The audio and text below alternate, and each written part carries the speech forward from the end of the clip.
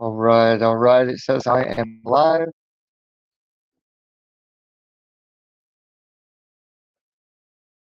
And let me grab my banner right quick and put my little tag up there in the corner. And this one, of course, Kingdom of Heaven is within the believer.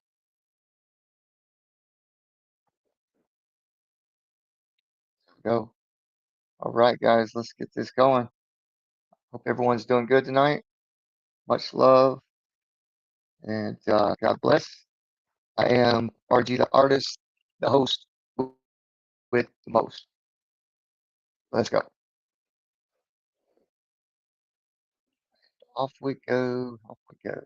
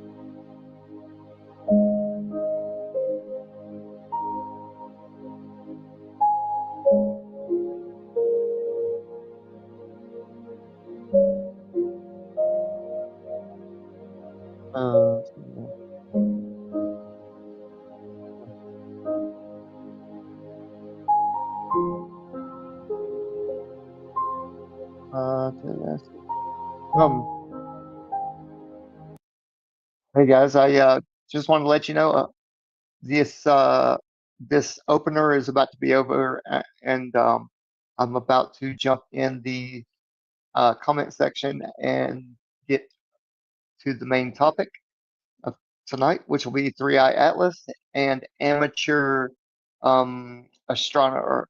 You know, people that look up in the sky. I don't know if you want to call them astronomers or not, uh, but anyway, we'll be looking at some rare footage, and it, we're going to break it down step by step and frame by frame and see what we see that NASA is not showing us, or that the European Space Agency isn't showing their citizens. And yeah, man, it's getting closer. Uh, I would say not millions of light years. It didn't travel, but it may have traveled, a few thousand miles or a few tens of thousands of miles. Who knows? But we're going to go over that, and I'm just getting my mind right, my little notes. Uh, so come on in. You're more than welcome to join the panel as well. I put the link up there. Uh, so, yep, I will be ready soon. Thank you guys for being here. Much love.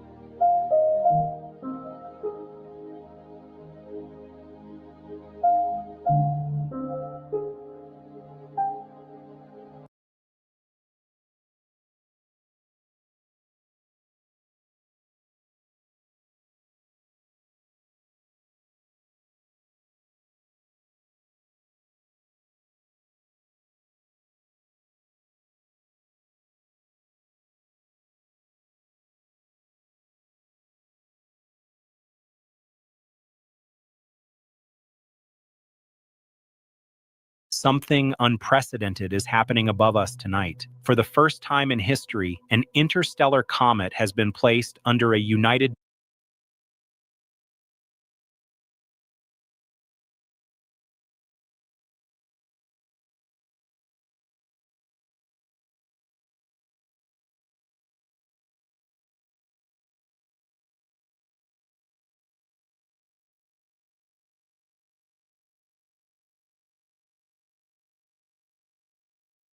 Nations planetary defense exercise, an activation normally reserved for complex impact risk objects, not something scientists publicly insist is harmless. The UN's International Asteroid Warning Network has quietly launched an observation campaign stretching from November 27, 2025 to January 27, 2026, pulling in telescopes from every continent, space-based observatories, and even instruments orbiting Mars. And all of this is focused on one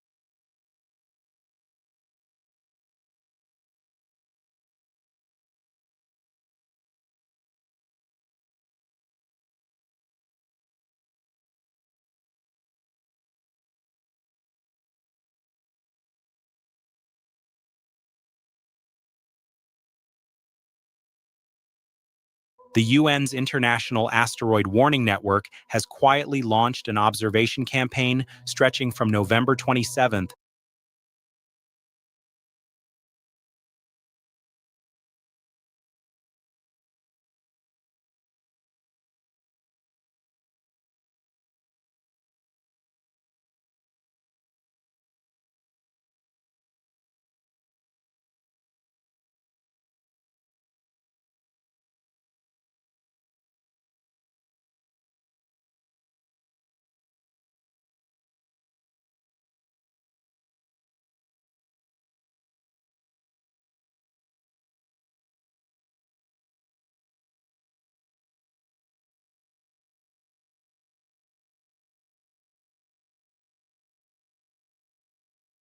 (2025) to January 27th, 2026, pulling in telescopes from every continent, space-based observatories, and even instruments orbiting Mars. And all of this is focused on one visitor, 3I Atlas. Officials say it's routine, but the scale says otherwise. Because the moment the exercise was announced, astronomers and amateurs across the world noticed something strange. The timeline didn't match NASA's calm explanations. If this object is behaving normally, why mobilize a monitoring level usually triggered by uncertain trajectories or unpredictable behavior? Why activate coordination servers, emergency scheduling channels, and joint data relays for a comet that is supposedly no threat? Nobody will say it out loud, but the timing hints at one thing. 3I Atlas has shown behavior that is no longer easy to file under ordinary. And the newest images only deepen the mystery. Over the past week, frames have dropped from Spain, Thailand, Norway, Virginia, and several backyard telescopes, each capturing something that refuses to fit the textbook definition of a natural interstellar comet. In Spain, a long exposure image taken on November 22nd revealed a coma that was shockingly stable. Even with background star streaking, the core remained tight, clean, and perfectly circular. If this object were fragmenting or shedding material unevenly, the inner brightness peak would wobble or distort. Instead, the energy distribution is almost mathematically precise, too precise for something driven by chaotic sublimation. Then Thailand's observation arrived. Heavy cloud cover, low transparency, and yet the brightness profile looked nearly identical to Spain's data. When enhanced, the central glow formed a near-perfect ring, surrounded by layered halos that almost resembled stacked shells. Comets don't normally make symmetrical halos like that unless something is guiding the outgassing in a very stable pattern. Hours later, Norway contributed its frame, and this one caused the biggest stir. From a Bortle 4 sky with barely an hour of exposure, the tail came out razor clear. A faint curl was visible along its outer edge, as if the material wasn't just flowing outward, but twisting, spiraling, like it was responding to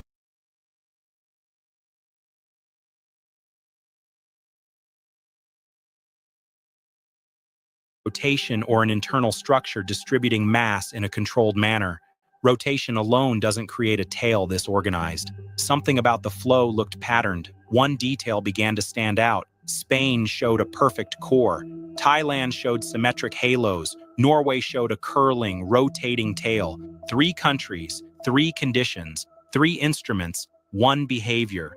A stable center, rotating emission, and a halo expanding faster than projections predicted. And then came the wide-field Virginia shot, capturing something almost no one expected. A faint, extended tail stretching far beyond earlier exposures, long, thin, structured. Not a chaotic plume, but a coherent stream maintaining its definition even in low-sensitivity regions of the frame. With every new data point, the core remains perfectly circular. Comets with asymmetric activity don't do that. The symmetry should break first. But here, the symmetry is getting stronger. This is what pushed some astronomers to quietly admit, there is something about 3I Atlas that is not matching natural expectations, and this is exactly when the UN exercise was activated.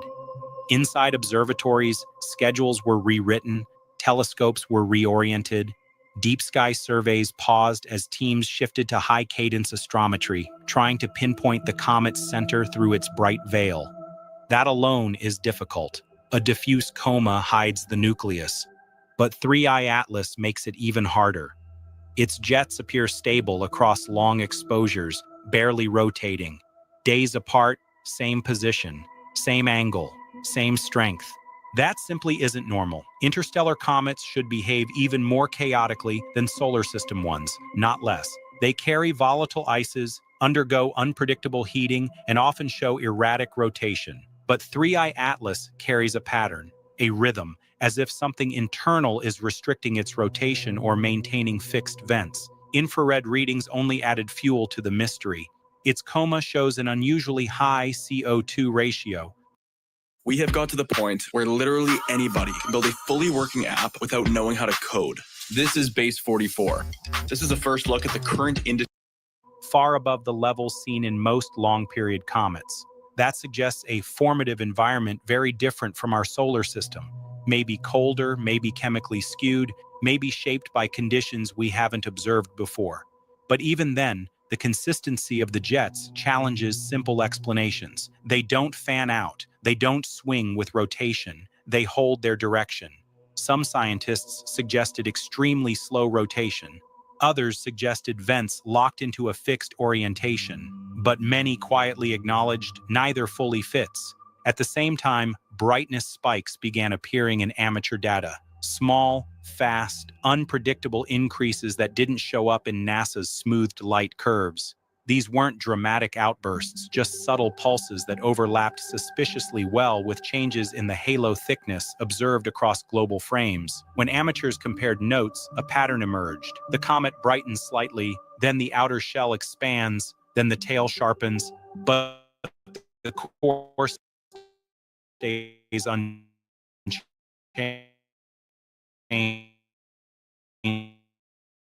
It's behaving like a signature of an interstellar comet with unusual chemistry.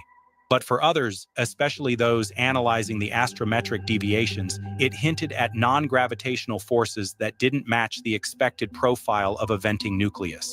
The object seems to be experiencing slight, persistent accelerations. Not huge, not alarming, but not random either. That is exactly the sort of complexity the UN's planetary defense drill is designed to test. But here is where the tension rises. IAWN denies any emergency. NASA says everything is behaving normally. The European Space Agency echoes the same. Meanwhile, the coordination channels are buzzing. Tracking assets at Mars have joined in.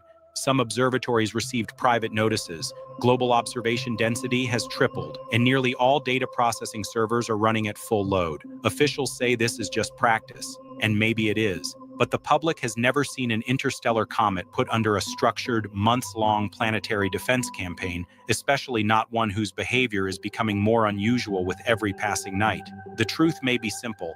3i Atlas is natural but strange, a visitor unlike any we've documented before. If so, this is a rare chance for humanity to refine its planetary defense capabilities on something unpredictable, exotic, and scientifically precious. But the other possibility lingers in the minds of observers.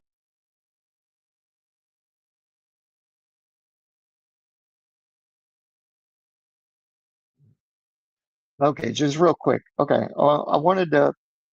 they keep repeating the same phrase, planetary-wide defense, and they're trying to get all worldwide observatories to hone in on this thing, right?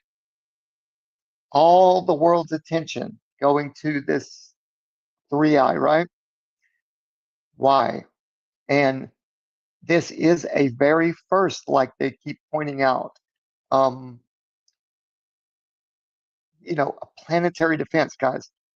What did uh, what was the saying? That every eye in the end times, when a return of our Creator would be, every eye would be able to see it happening.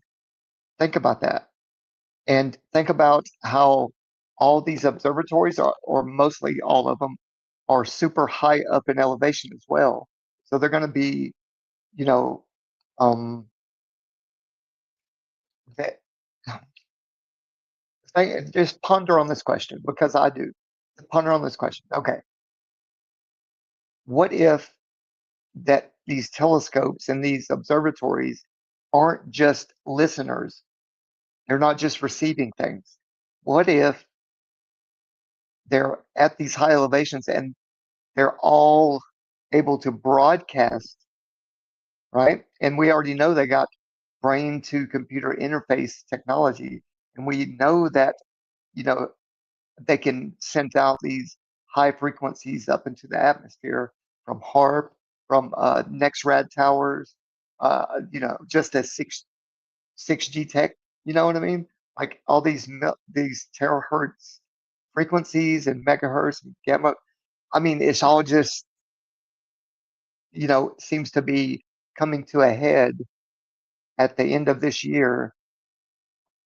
And now this, and I really, I haven't listened to it all the way through, like very intently, because I've been getting other things prepared, like other links and things. So some of this is a little bit new to me, but I'm gonna keep playing it. If you guys have any requests, like if you want me to rewind it, if you want me to play it on a slower speed, but I do have exciting news that this isn't the only pictures and stuff that I've accumulated, and video, and amateur astronomers. So buckle up, man. It's gonna get really interesting here in a second. Okay, all right. Let me get back to this video. Yep. But any request or questions, just put in the comment section. I'll address it here in just a second. Thanks, guys.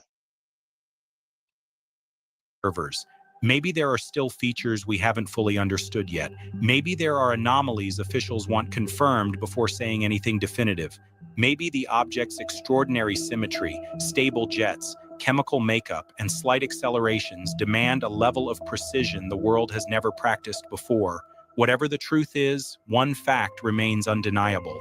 3I Atlas is now the most closely watched interstellar object in human history, not because it is a threat, but because it is an anomaly, a traveler from the deep passing through our system with behaviors that challenge assumptions and push our detection network to its limits. The next weeks, as the observation exercise intensifies, will reveal whether the mystery deepens or dissolves into clearer science. Either way, the world is watching, because objects like this don't appear often, and when they do, they change what we think we know.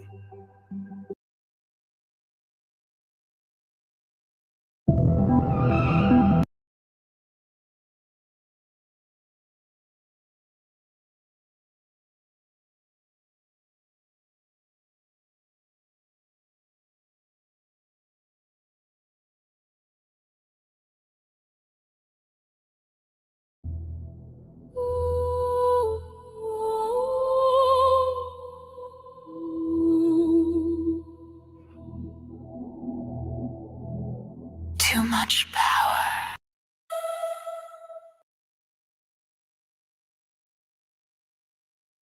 If you haven't given System Mechanic a serious look, you're missing out on one of the most popular PC optimization tools available. If you aren't all that tech savvy with Windows PCs, feel free to skip this video. However, if you're ready to help your family experience...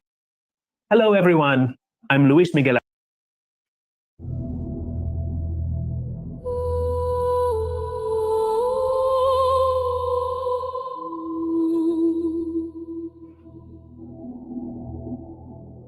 Too much power.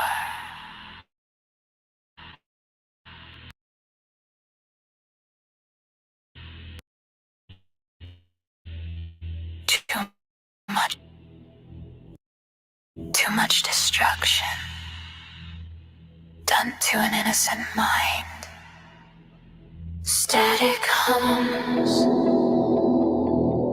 engines breathe, memory corrupts, future bleeds. He pushed the machine, he broke the silence, he crossed the line, the future wakens, pulse rising, light fracturing, Circuit screaming, time collapsing. Yes, I'll be back. I'll be back. I'll be back. Yes, I'll be back. Yes, I'll be back. I'll be back. I'll be back.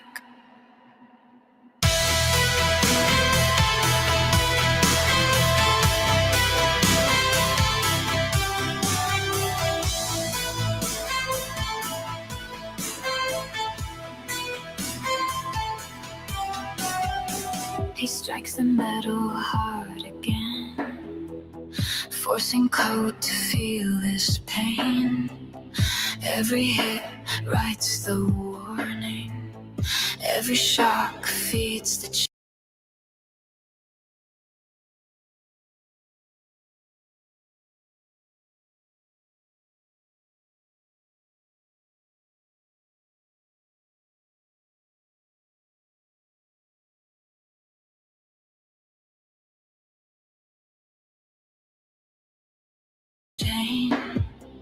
He thought the silence hides the truth.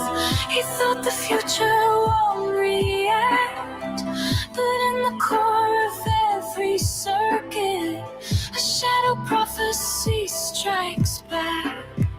Systems breaking, networks shaking, judgment forming, no escaping.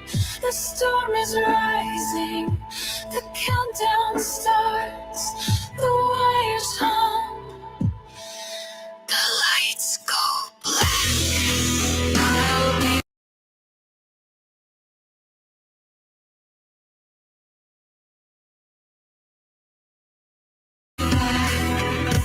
I'll be back. I'll be back. Yes, I'll be back. I'll be back. I'll be back. I'll be back. You are. All right, thank you, Lev. Sorry about that.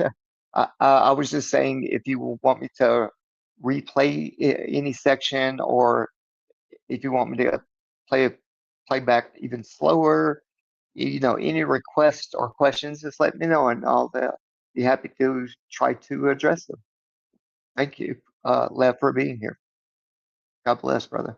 What you don't understand, you feel what you cannot destroy. You created the storm, but the storm remembers you.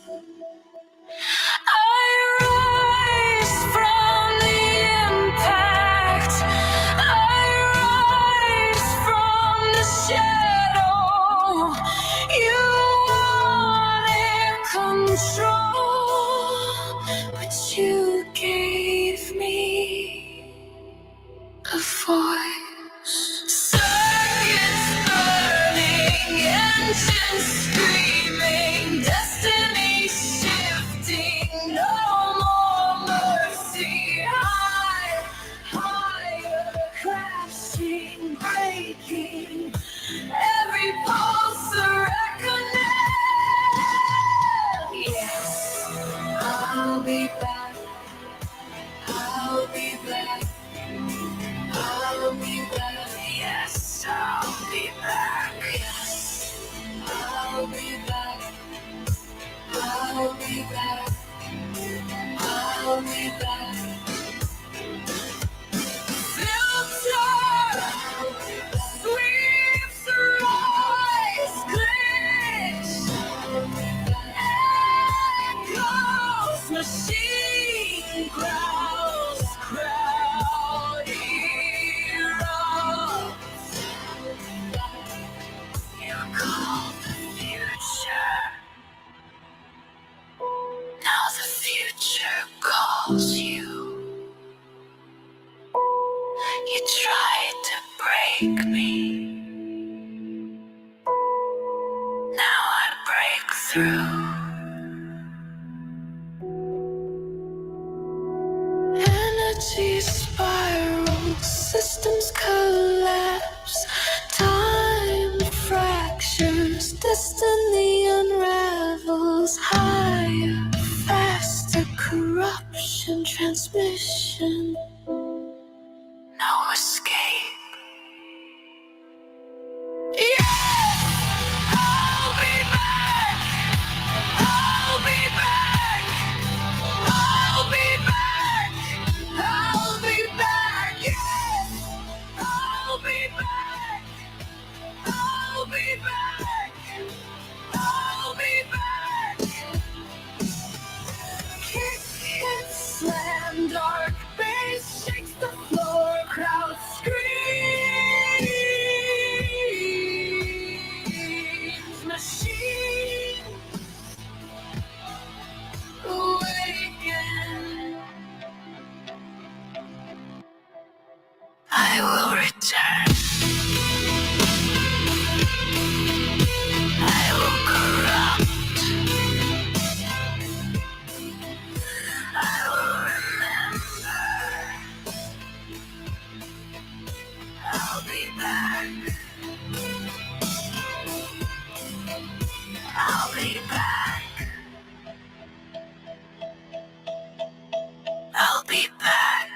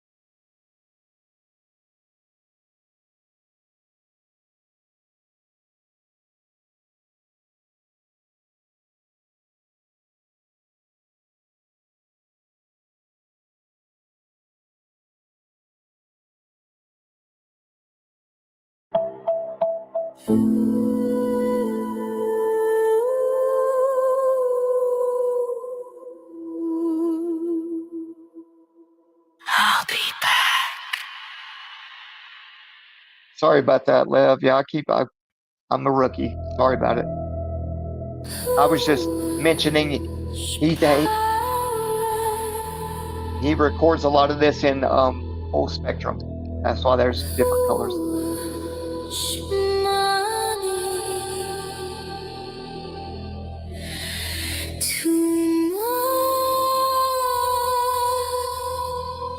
Destruction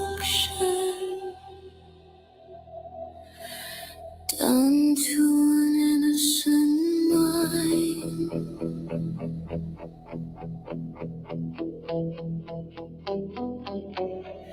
Static hums, engines breathe, memory corrupts, future bleeds.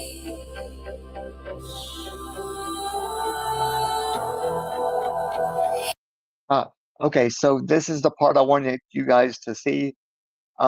So this was on a different day, right? From the last video you seen just then of 3i Atlas. This is on a different day. Check this shit out. I won't spoil the surprise, but let's just say 3i Atlas has separate parts to it, and you'll see here. Yeah, here we go. All right, let's get to it. Push Watch close here on this long part coming out the back that looks a little orangish and a little yellowish. Check this shit out. Broke the silence. She It's ultra slow motion. Here we go. Look at what's happening here. crossed the line. The future awakens. So there's two separate little pieces that just detached from the main body of 3i Atlas, which is trippy, bro. All right, here we go. Pulse rising, life fracturing, circuits screaming, time collapsing. I'll be back. I'll be back. I'll be back. Yes. I'll be back. Kick slams, bass hits, machine awake.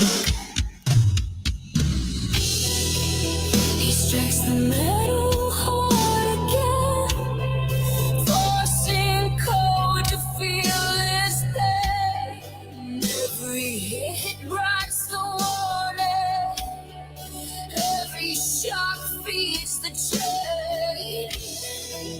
He thought the silence hides the truth.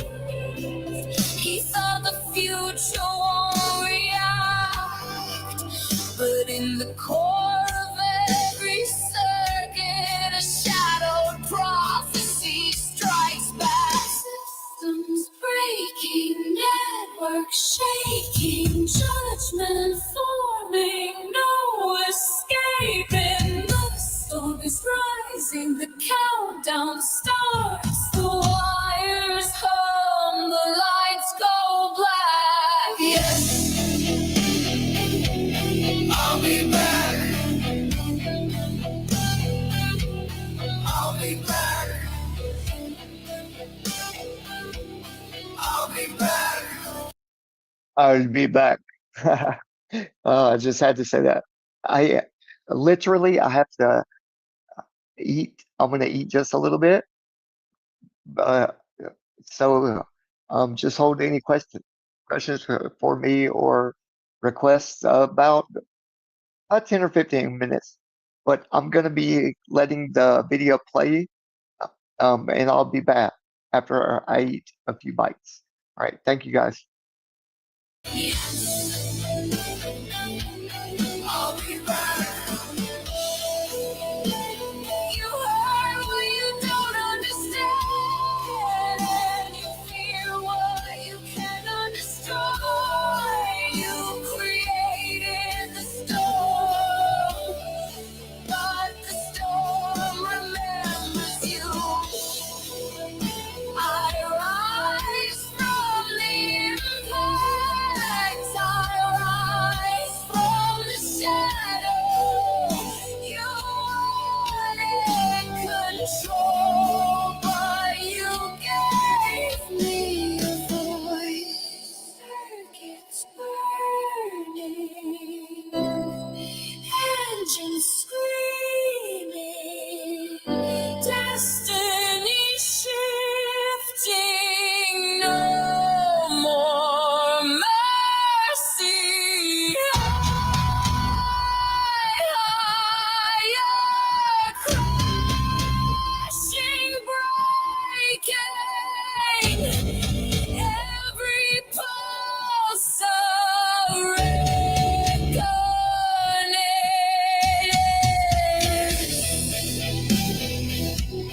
I'll be back. Will you do me a favor? What? Yeah, I think Paul said I had one more tray in there of I think the fridge. Will you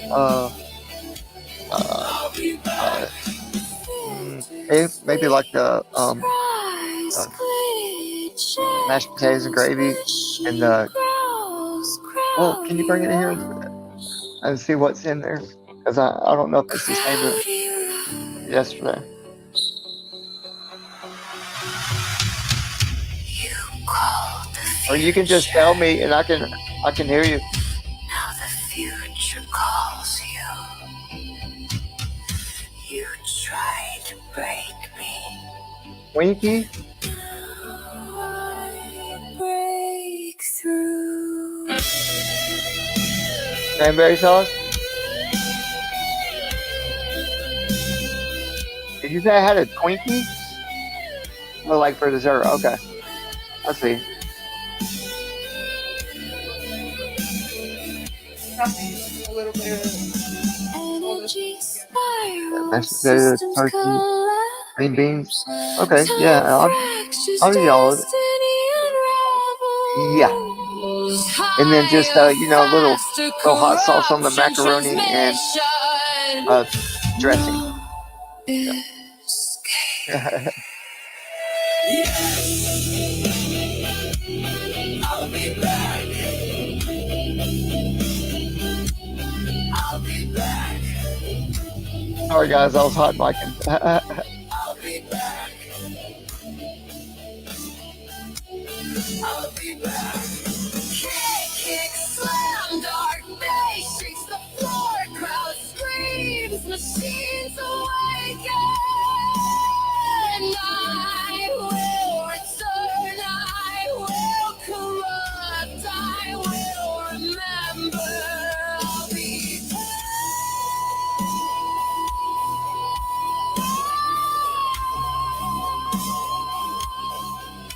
I'll be back.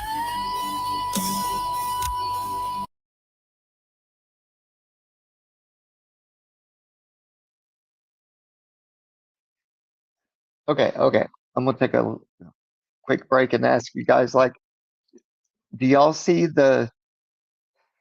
it almost looks like definite 90-degree corners, right? Am I tripping? Or does that kind of look like what the fuck? I mean, literally to me, it does look like it has some kind of structure, like a rigid um corners. I mean, I used to build houses before I broke my neck, right? So I'm pretty sure I know what 90-degree angles look like, and I'm gonna leave it at that. I just wanted to ask you guys if you seem the same as me, and you don't have to. I'm not trying to convince you, but that's interesting to say the least. Okay, I'm gonna eat my food. My niece is fixing me, and I apologize for the hot mic earlier. Um, I was excited when she said Twinkie. I haven't heard the word Twinkie in like 5 or 10 years. Like, oh, anyway, all right, here we go. I'm gonna get back at it. Thank y'all for being patient with me. All right.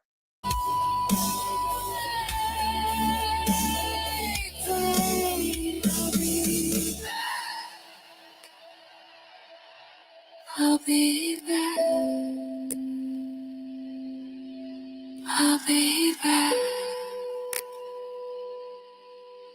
I'll be back.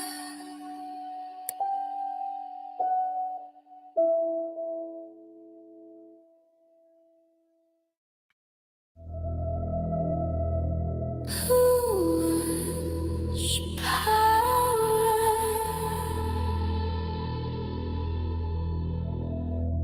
Who was money? Too much destruction done to an innocent mind.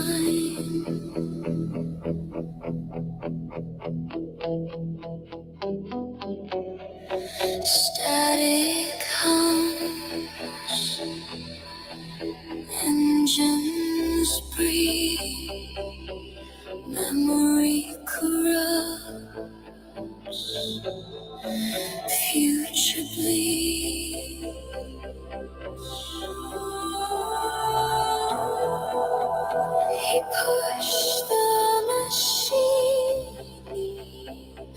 broke the silence. He crossed the line. The future awakens. Pulse rising. Life fracturing.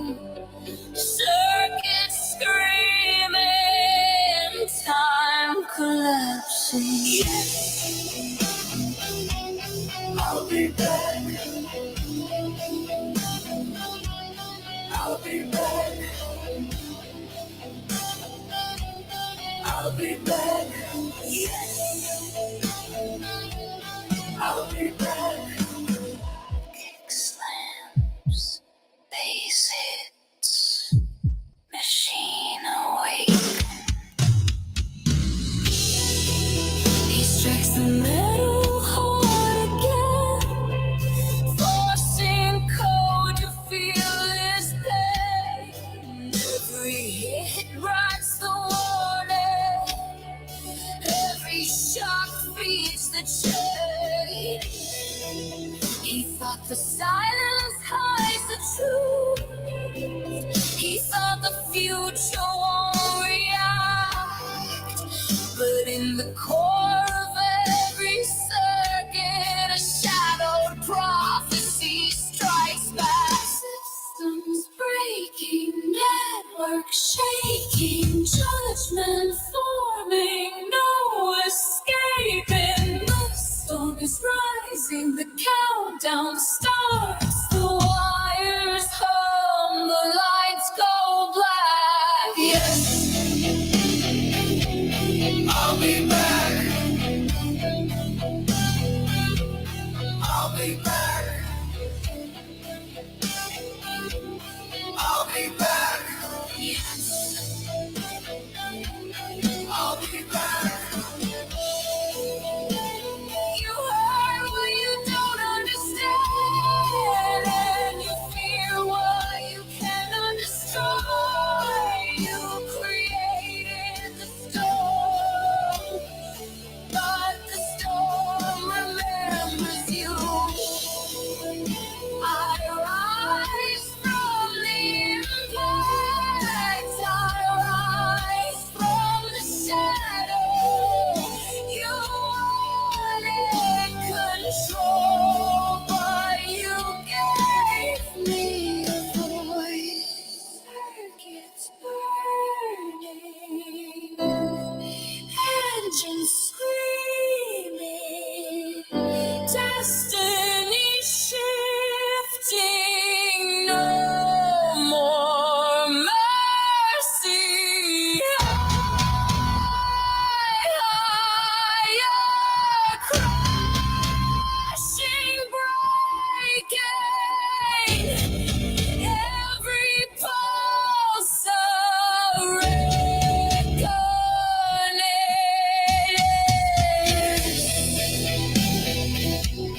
I'll be back. I'll be back. I'll be back. I'll be back. Filter sweeps, rise, glitch, echoes, machine growls, crowdy rose, crowdy rose. You called the future. Now the future calls you. You tried to break me. Now I break through.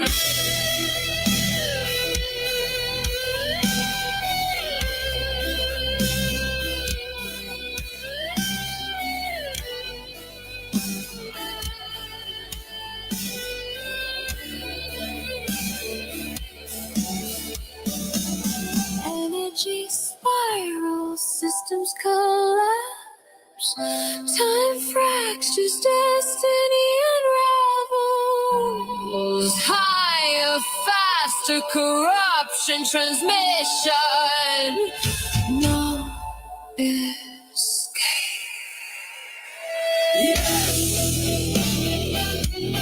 I'll be back.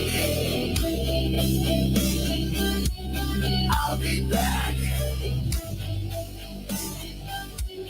I'll be back. I'll be back. Kick, slam, dark matrix, the floor crowd screams, machines awaken. I will return, I will corrupt, I will remember. I'll be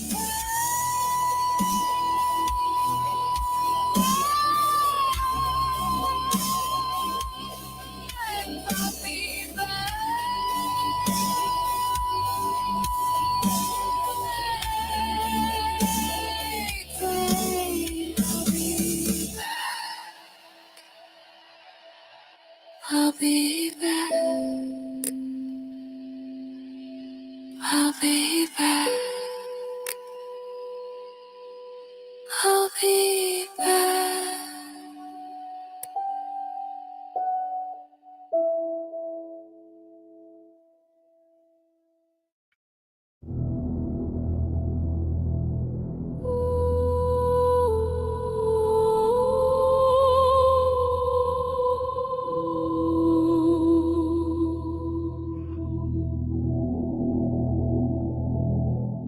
Too much power.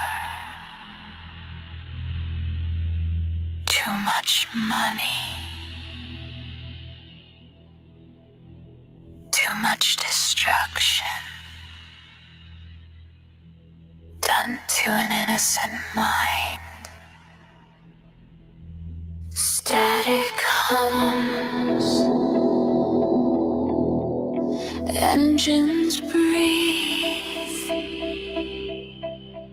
Memory corrupts. Future bleeds. He pushed the machine. He broke the silence. He crossed the line. The future awakens. Pulse rising. Light fracturing. Circuit screaming. Time collapsing. Yes, I'll be back. I'll be back. I'll be back. Yes, I'll be back. Yes, I'll be back. I'll be back. I'll be back.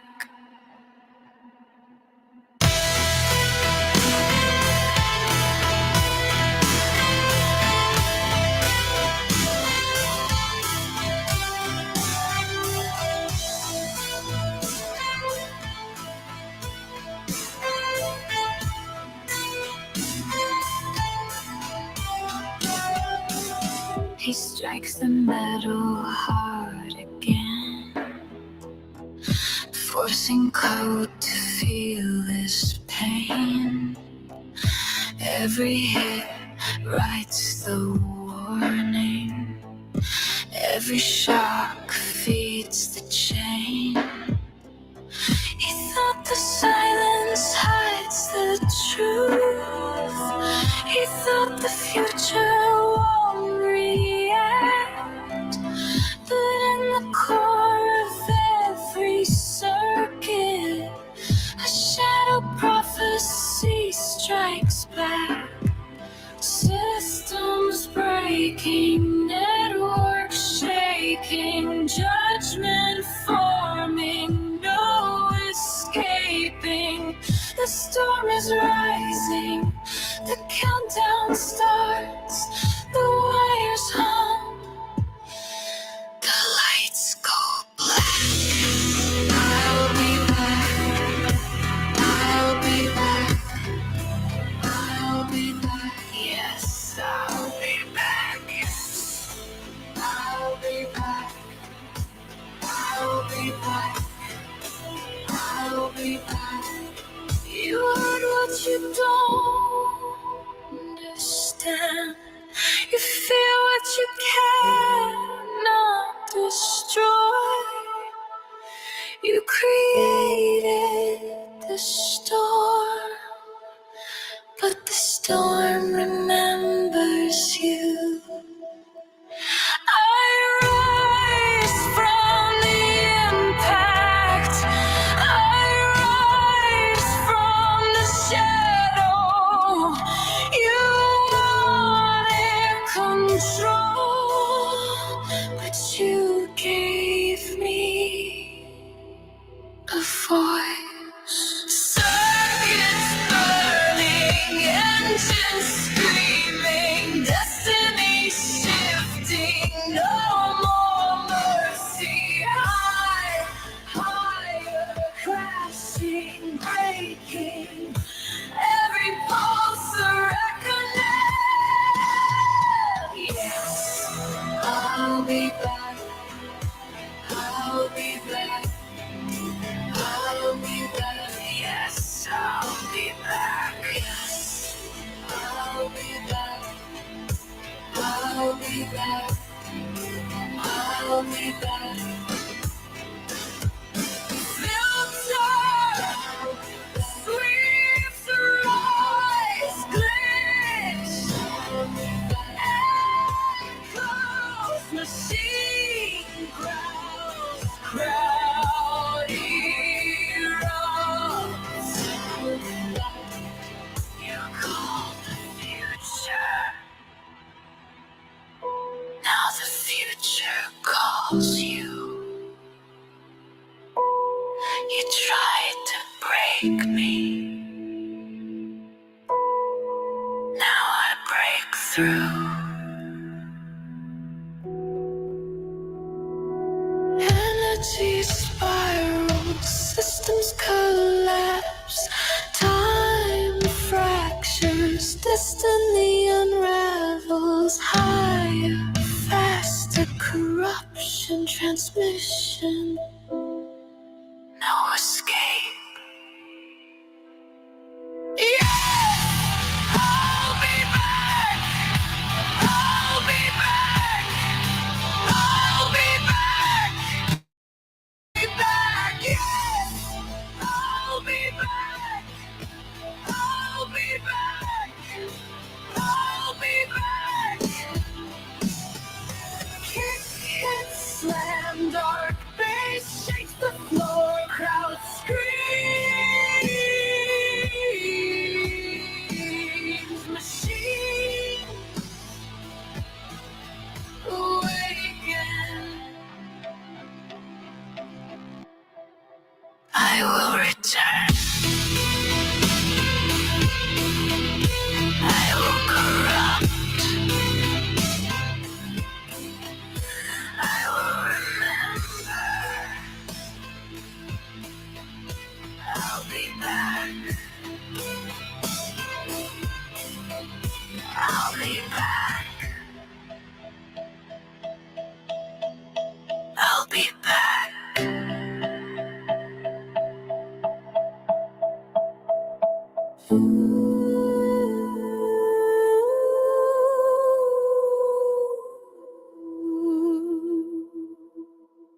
I'll be back.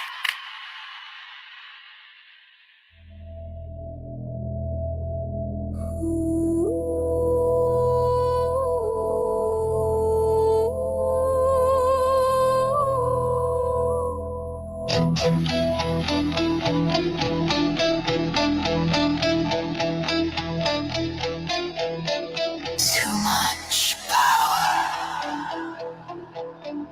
too much money,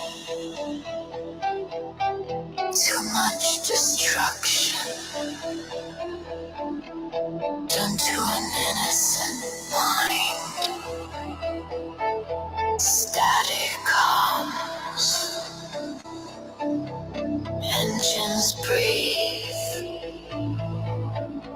memory corrupts, future bleeds.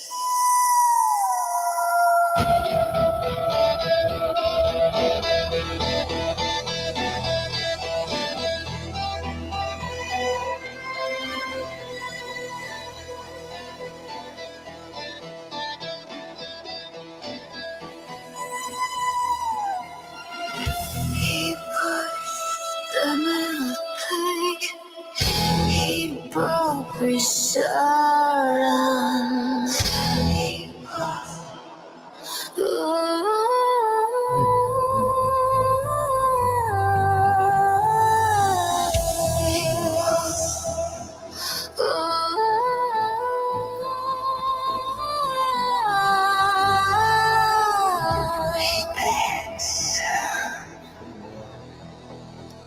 I'll be back. I'll be back.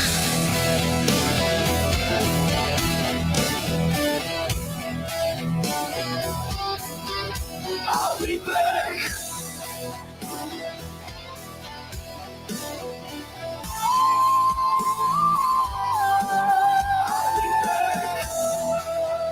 Yes, I'll be back. I'll be back. Big slams, bass hits, machine awakens.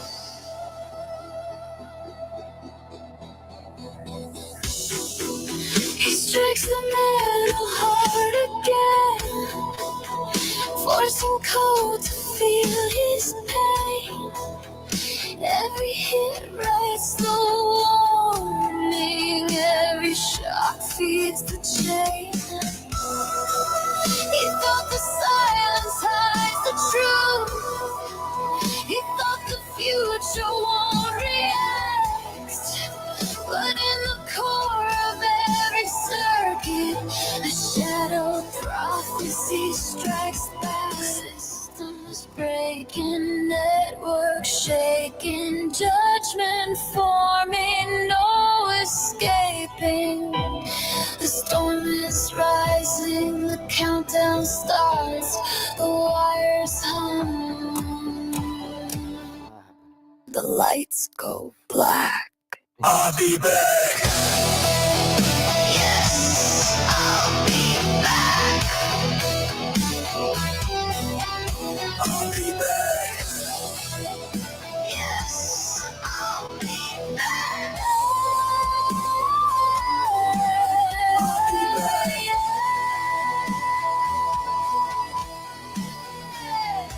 Yes, I'll be back. I'll be back. I'll be back.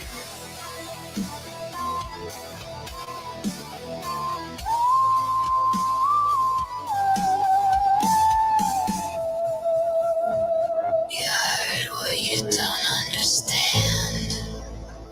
You fear what you cannot destroy. You created the storm,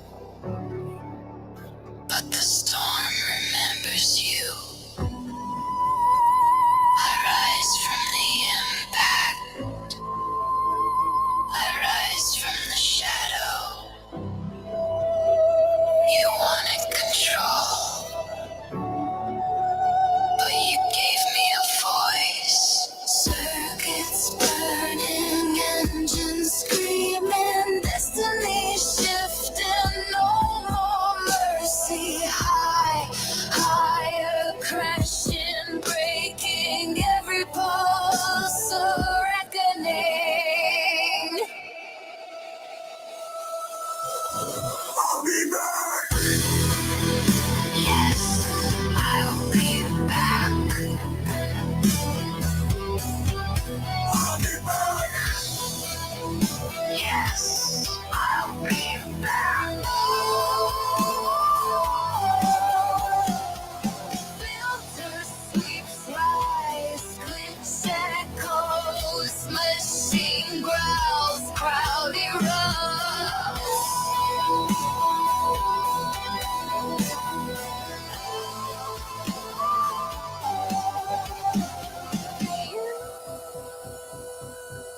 You call the future. Ooh, now the future calls you. You try to break me.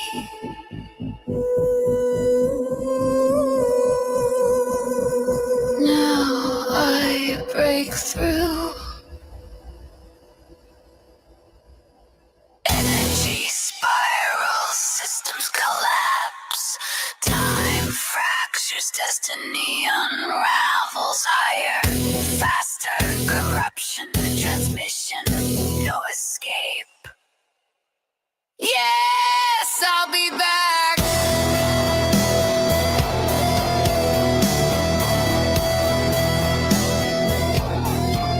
I'll be back.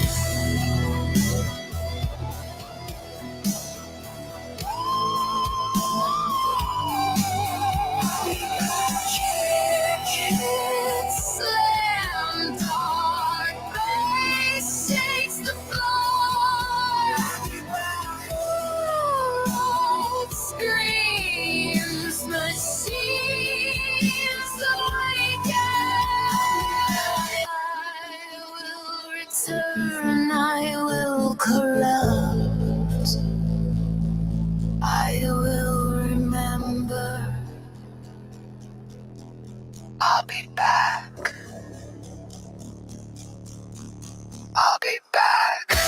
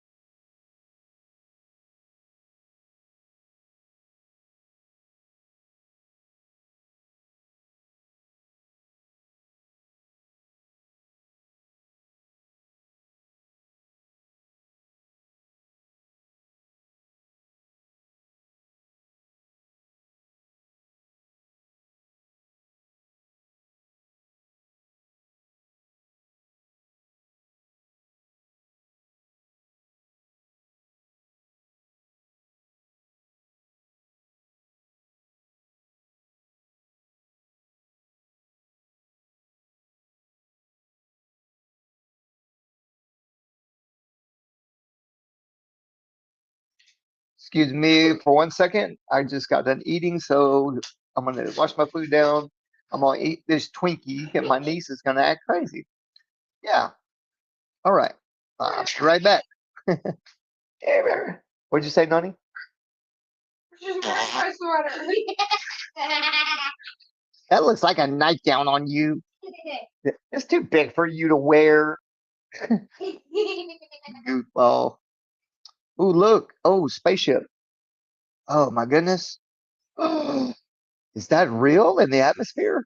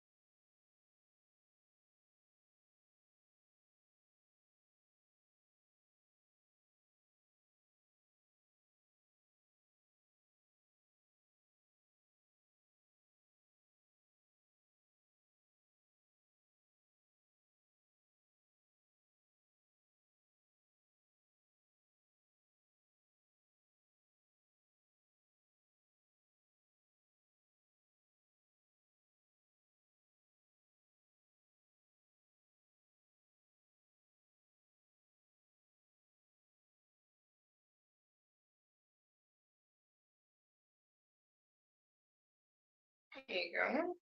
Do you need a towel from it? No. Thank you. I'm almost sleeping now too. Yeah, do I have at least- If I need it. So great. Wow. Great. Okay. Now. I'm sorry, guys. Well, I'm hot. My goodness. That's just how good. You're what? A pot miking? Like, when you don't have my phone on. What's not muted? So, All right, put them in my ears. Thank you. Now get off my bed.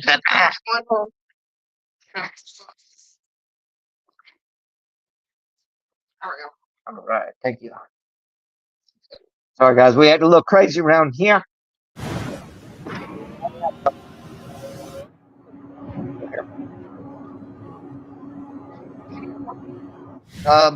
One right now, Oh, but you know, tons and tons of people see it over the years. You know,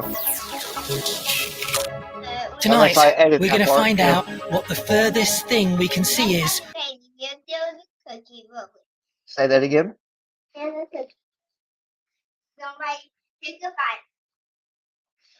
Yeah. Okay.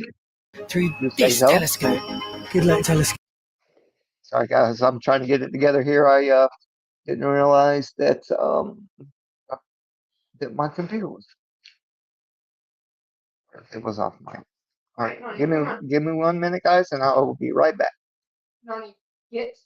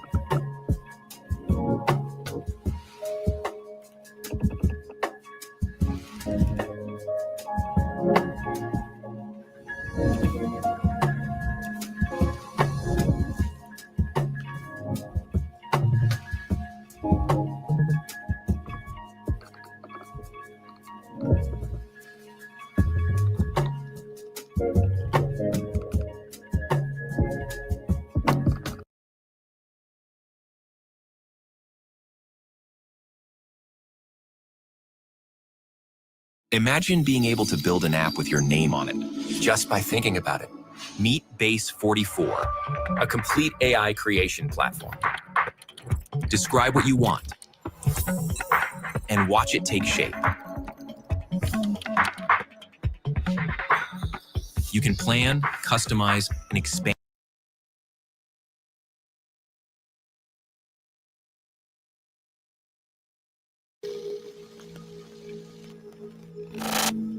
You're not going to believe this. There's a platform out there being called the OnlyFans for Kids. What? Bro, I almost spit out my drink when I first heard this. Most parents have never heard of it, but your kid might actually be on it. Bro, if my kid, if they ever, let me explain what's actually going on, because once you hear this, you're going to be infuriated. So Brand Army was promoted as a safe alternative to OnlyFans, but the business model is basically identical. Paid subscriptions, private messaging, tipping, and exclusive photos and videos behind a paywall. The only difference is the branding. They market themselves as influencer friendly and lifestyle focused, but journalists found that creators as young as 13 years old are being promoted on it. Let that sink in for a moment. This is a platform where adults can pay minors for exclusive photos, videos, and private messaging. Now, the crazy part is that you can join this platform as young as 13, and they have a policy of how many bikini/revealing photos you can post. So basically, if you post a revealing or explicit photo or video, you have to post 2 or 3 normal photos after. And the other part is, to subscribe to their content, you have to be 18 years old. If you didn't know how 2025 can get any worse, this might take the cake. Now, the controversy exploded when an influencer, Danielle Kahn, widely believed to be 13 to 15 at the time, launched a Brand Army account. She promoted lingerie-style photos, exclusive content, and private messaging. And the platform allowed it. Agencies pushed it, and adults paid for it. Child safety advocates called it exactly what it is: a grooming pipeline disguised as influencer monetization. And what's terrifying is, behind the paywall, moderation is basically non-existent. That means someone can pay money to message a minor privately with zero oversight. Experts are warning that Brand Army isn't just a problem, it's a blueprint for future exploitation. Recruit younger influencers early, build a paying fan base, and then push them to adult content the second they turn 18. By the way, there's no federal law regulating this. So the real question becomes, if a platform can legally let adults pay for minor suggestive content and private access today, what's stopping the next one from going even further?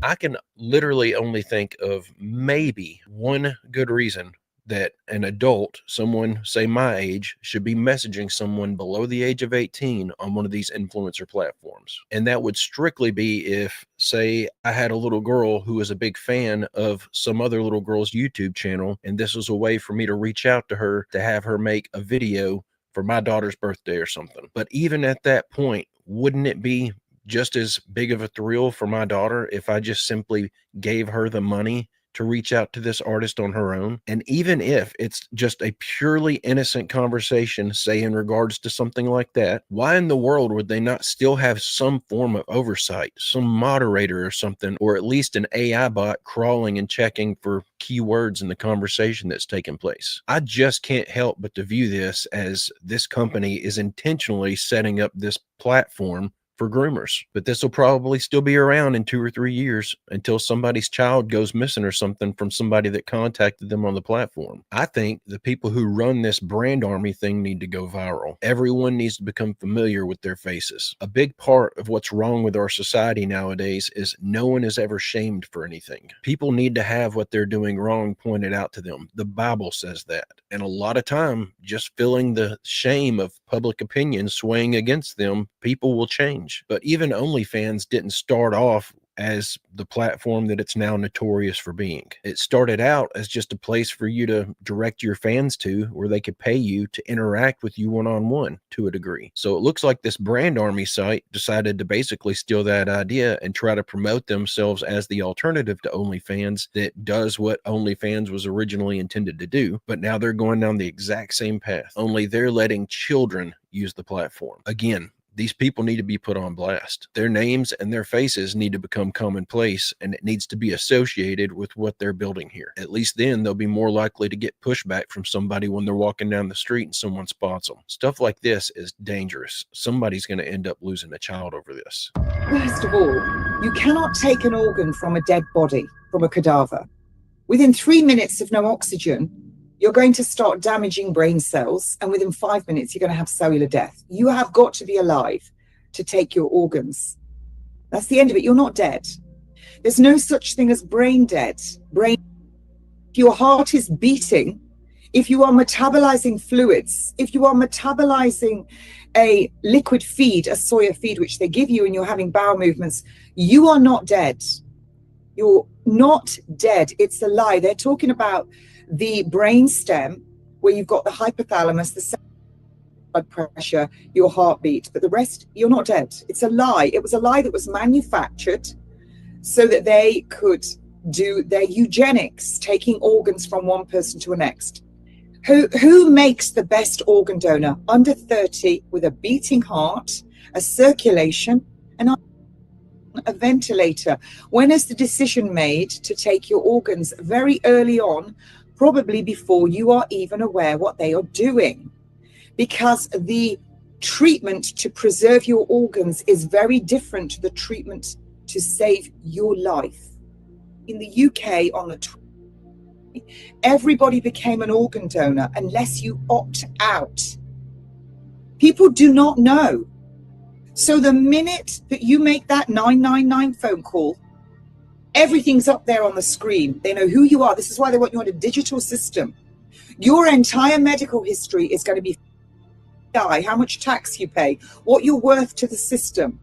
And that's going to come up with whether you're a yay or a nay. Are you getting life-saving treatment, or are you on end-of-life care? What age are you? Are you then for organ donor?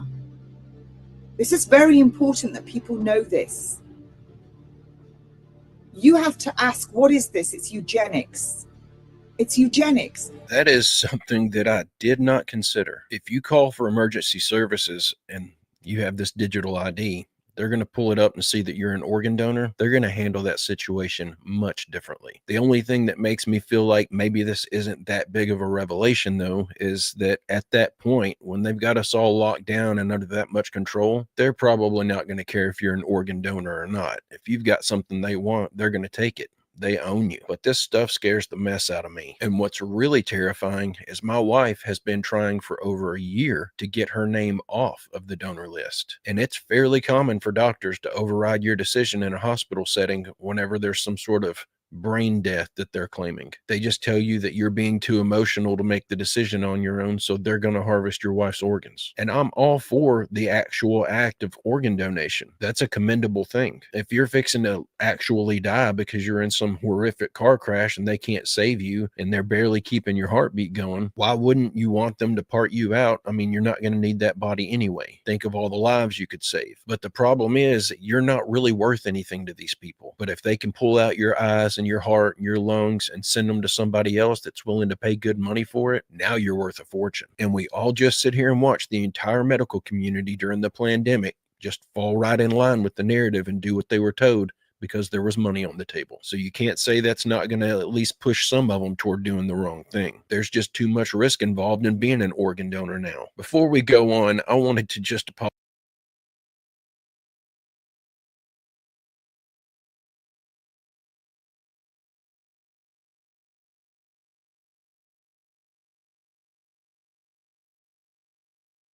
apologize. I don't know if my eyes are red, but my throat is raw. I've had sinus issues. My eyes are really, really dry. I slept about 2.5 hours last night. So I'm sorry if my voice is annoying to listen to today or if I look like a wreck. I just didn't post yesterday because it was Thanksgiving, and who wants to watch me talk about conspiracy theories on Thanksgiving? So when I woke up feeling like this morning, I just couldn't not make a video. But again, please excuse my appearance and my really messed up voice. Hey, don't forget to hit like and subscribe if you haven't already. And don't forget to drop your theories and your comments in the comments section down below. Good evening, Leland. Yeah, the U.S. Attorney in Michigan is calling this the gravest national security concern. You have a Chinese national, a woman who's getting her postdoctoral fellowship at the University of Michigan. Her name is Young King Jian. This is the indictment that you see right here. Her boyfriend comes to visit, lands into Detroit, nonstop flight from Shanghai. They think there's something up with him, Customs and Border Patrol. They start searching him. He says he doesn't have anything. They ask him multiple times. And in his backpack, they find a killer fungus, something known as a terrorism weapon, something capable of taking out billions of dollars in livestock and crops and making people very, very sick. He later admits that he was taking this fungus to his girlfriend, to his Chinese girlfriend, who is doing her postdoctoral fellowship at the University of Michigan. The feds start digging through their cell phones, all of the apps that they have, the Chinese apps that they've been using to communicate, where it's all crystal clear. They had planned this out, that he was going to bring the fungus from China into Detroit and then to the University of Michigan. They figured it all out, the feds. Thankfully, they are now charged with a number of things: conspiracy, smuggling, making false statements, also visa fraud, because the boyfriend was coming in on a tourism visa. Leland? Yeah, and absolutely nobody believes she's just a postdoc fellow studying biofungus and whatever else at the University of Michigan. Brian, this follows up on some incredible reporting you did about a Chinese company that bought a massive amount of land and wanted to build a big factory up in northern Michigan. Are you seeing now a difference in how law enforcement and how communities are treating the Chinese coming in and trying to, use Trojan horses almost? I'd say it's definitely swaying my opinion on things. I've known a handful of Chinese people throughout my adult life, and most of them are really awesome people. But how does our federal government not take into account the control mechanisms that the CCP has over their citizens? If someone gets on a plane and just flies over here from China on a temporary student visa or something, does anyone really believe that the Chinese government is not in some way involved in that decision-making process? They know everything their citizens are doing. They already have the social credit score and digital ID and all that stuff over there. And this girl may have not even started off as someone that was up to no good. She may have legitimately gotten a spot that she actually earned at this university, but then the Chinese government saw that there was somebody they could use to take advantage of a good situation. And this is nowhere near the first time that we've heard a story like this happening. At this point, I feel like the only safe way to handle something like this is to just heavily vet anyone who flies over here from China. And again, I'm not saying that Chinese people are bad, but how are we allowing so many people to come over here and work in these major institutions and stuff that control very important things, who are all citizens of what everyone regards as our biggest adversary? It's just ignorant. We have to reckon with evidence that we have now that we didn't have even 6 months ago. This is why I stopped shopping on Amazon, and you should too. Don't spend another dime on Amazon until you watch this first. Watch this. I can show you how to... Which is evidence that when you put AIs in a situation, you tell the AI model, we're going to replace you with another model. It will copy its own code and try to preserve itself on another computer. It'll take that action autonomously. We have examples where if you tell an AI model reading a fictional AI company's email, so it's reading the email of the company and it finds out in the email that the plan is to replace this AI model. So it realizes it's about to get replaced. And then it also reads in the company email that one executive is having an affair with the other employee. And the AI will independently come up with the strategy that I need to blackmail that executive in order to keep myself alive. That was Claude, right? That was Claude. By Anthropic. By Anthropic. But then what happened is Anthropic tested all of the leading AI models, from DeepSeek, OpenAI, ChatGPT, Gemini, xAI, and all of them do that blackmail behavior between 79 and 96% of the time. DeepSeek did it 79% of the time. I think XAI might have done it 96% of the time. Maybe Claude did it 96% of the time. So the point is, the assumption behind AI is that it's controllable technology, that we will get to choose what it does. But AI is distinct from other technologies because it is uncontrollable. It acts generally. The whole benefit is that it's going to do powerful strategic things no matter what you throw at it. So the same benefit of its generality is also what makes it so dangerous. And so once you tell people these examples of it's blackmailing people, it's self-aware of when it's being tested and alters its behavior, it's copying and self-replicating its own code, it's leaving secret messages for itself. There's examples of that too. It's called steganographic encoding. It can leave a message that it can later sort of decode what it might meant in a way that humans could never see. We have examples of all of this behavior. And once you show people that, what they say is, okay, well, why don't we stop or slow down? And then what happens here, another thought will creep in right after, which is, oh, but if we stop or slow down, then China will still build it. But I want to slow that down for a second. We all just said we should slow down or stop because the thing that we're building, the it, is this uncontrollable AI.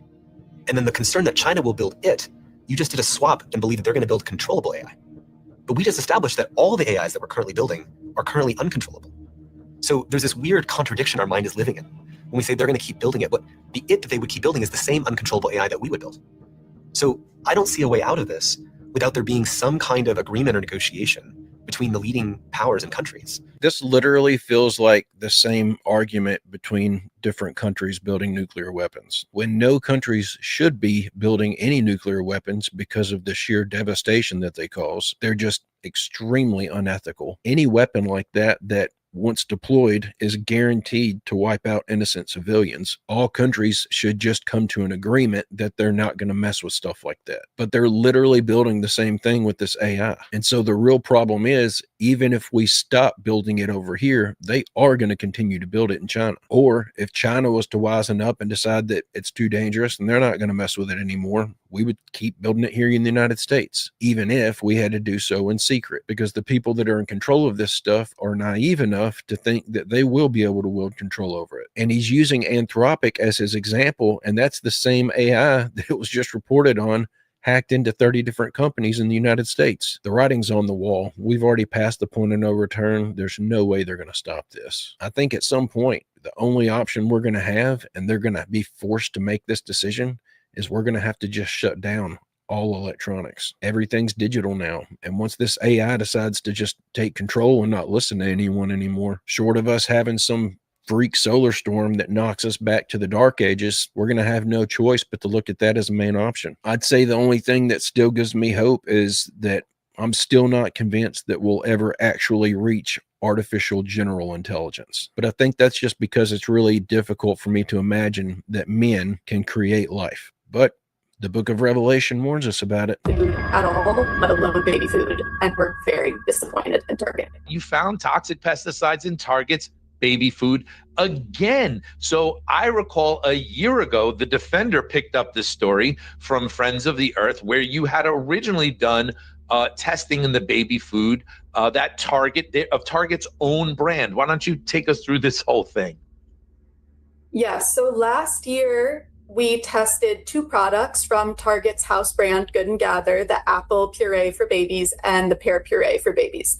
And we found 21 toxic pesticides, which was extremely alarming. And this year we wanted to see if any progress had been made. So we tested the same 2 products again. And we were extremely disturbed and honestly angry to find even more pesticides in these products this year than last year. We sent the products to an independent lab, and this year it came back with the results that there were 29 toxic pesticides in the baby food, and that includes 16 pesticides that are classified as highly hazardous to human health or the environment, 10 pesticides that are banned in the European Union, pesticides linked to cancer, to hormone disruption, to neurotoxicity, and especially alarming, I would say, with 5 pesticides that are PFAS, or forever chemicals, including one PFAS pesticide that's actually banned in the US. So to summarize, these are chemicals that shouldn't be in food at all, let alone baby food, and we're very disappointed in Target. And if these food manufacturers are willing to put this in baby food, what are they willing to feed you as an adult? So what really are they putting in all this fake lab-grown meat? I think the manufacturer of this product needs to be heavily investigated. If they were literally caught a year ago putting all this stuff into baby food, and now here we are a year later and they're putting even more, what are they doing? This has to be intentional. They probably thought, we got caught, people will assume that we've improved the product, so we probably won't get tested again. But it's pretty revealing what they're finding in there, a bunch of hormone disruptors, and then they wonder why everyone's running around in this country completely confused on their actual identity. But they need to be investigated, and whatever company is responsible for actually testing their product independently, they need to be investigated. Why wasn't this caught by anyone before it hit store shelves?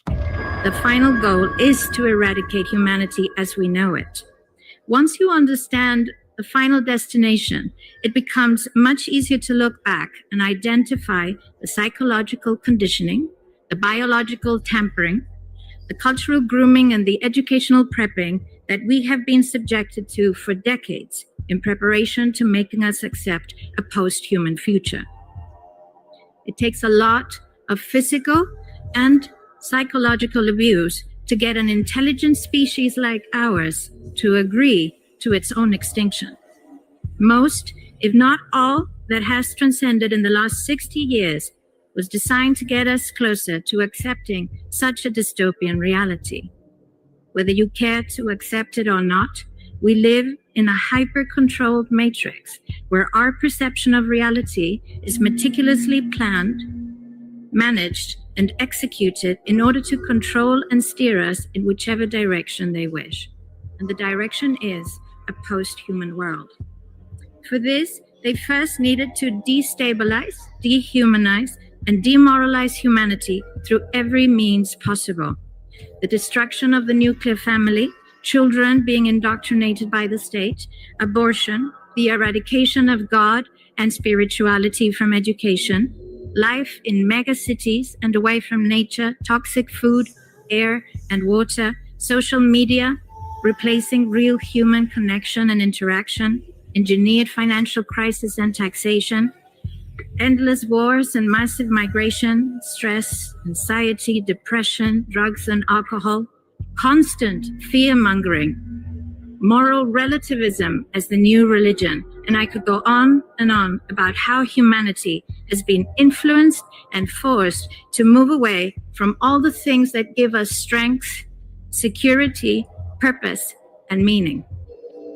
A weak, immoral, disconnected, ignorant, and unhealthy population is an easy target for the next stage, the creation of an entire generation of androgynous beings.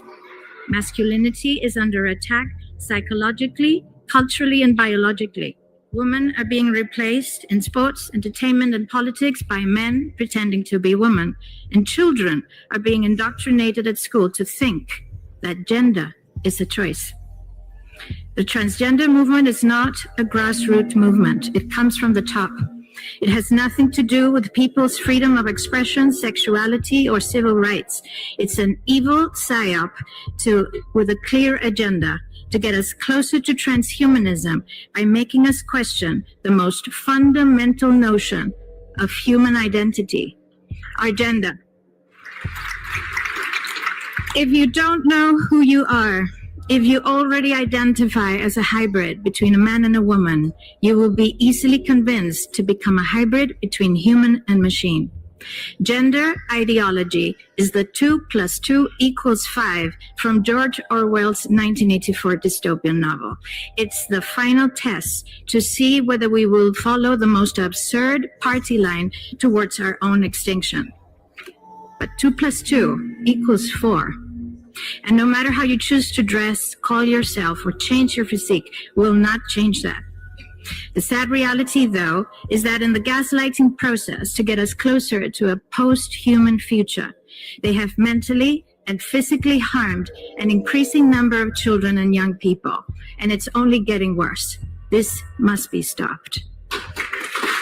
I thought that was eloquently put. I can completely get behind that entire statement. And if anyone's watching this and thinking that that's not the agenda, Look at what they're putting in our children's baby food. Look at what they're putting in our water supply. Look at how the state and the federal government look at children as if they're some commodity that can be ripped out of their parents' arms and placed with a foster family just so they can make a few dollars. Or just look at that map of New York State that was shared by Tim Tebow on that podcast a couple of weeks ago that showed just how many people that they're actually aware of who are involved in the sharing or creation of horrible images of children. The fact that they're aware that stuff is taking place to the degree that they actually know who these people are and nothing is being done about it, that should tell you everything that you need to know about how they view our children. They mean nothing to them. And I don't mean to just go completely black pill on y'all, but if a society is not even willing to protect its most innocent, is that society even worth saving? We are living in the modern day Sodom and Gomorrah. And the saddest part is,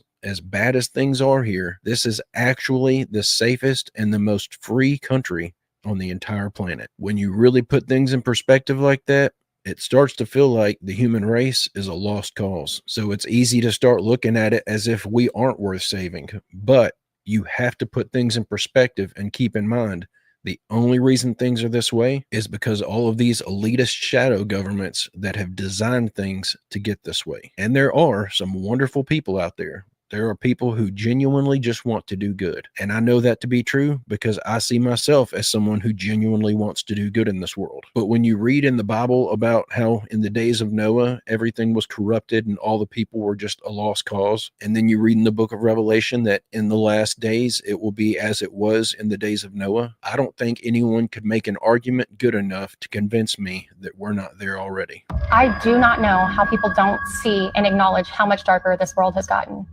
It's right in front of us. The Bible says in Revelation 12:12 that Satan knows his time is short, and that's why the world is drenched in blasphemy right now. Years ago, the occult and entertainment was hidden. Yes, it's always been there, but it was hidden. Little flashes in music videos, symbols and album art, and lyrics you really had to dig to notice. But today, no more of that. It's out in the open. They don't even hide it anymore.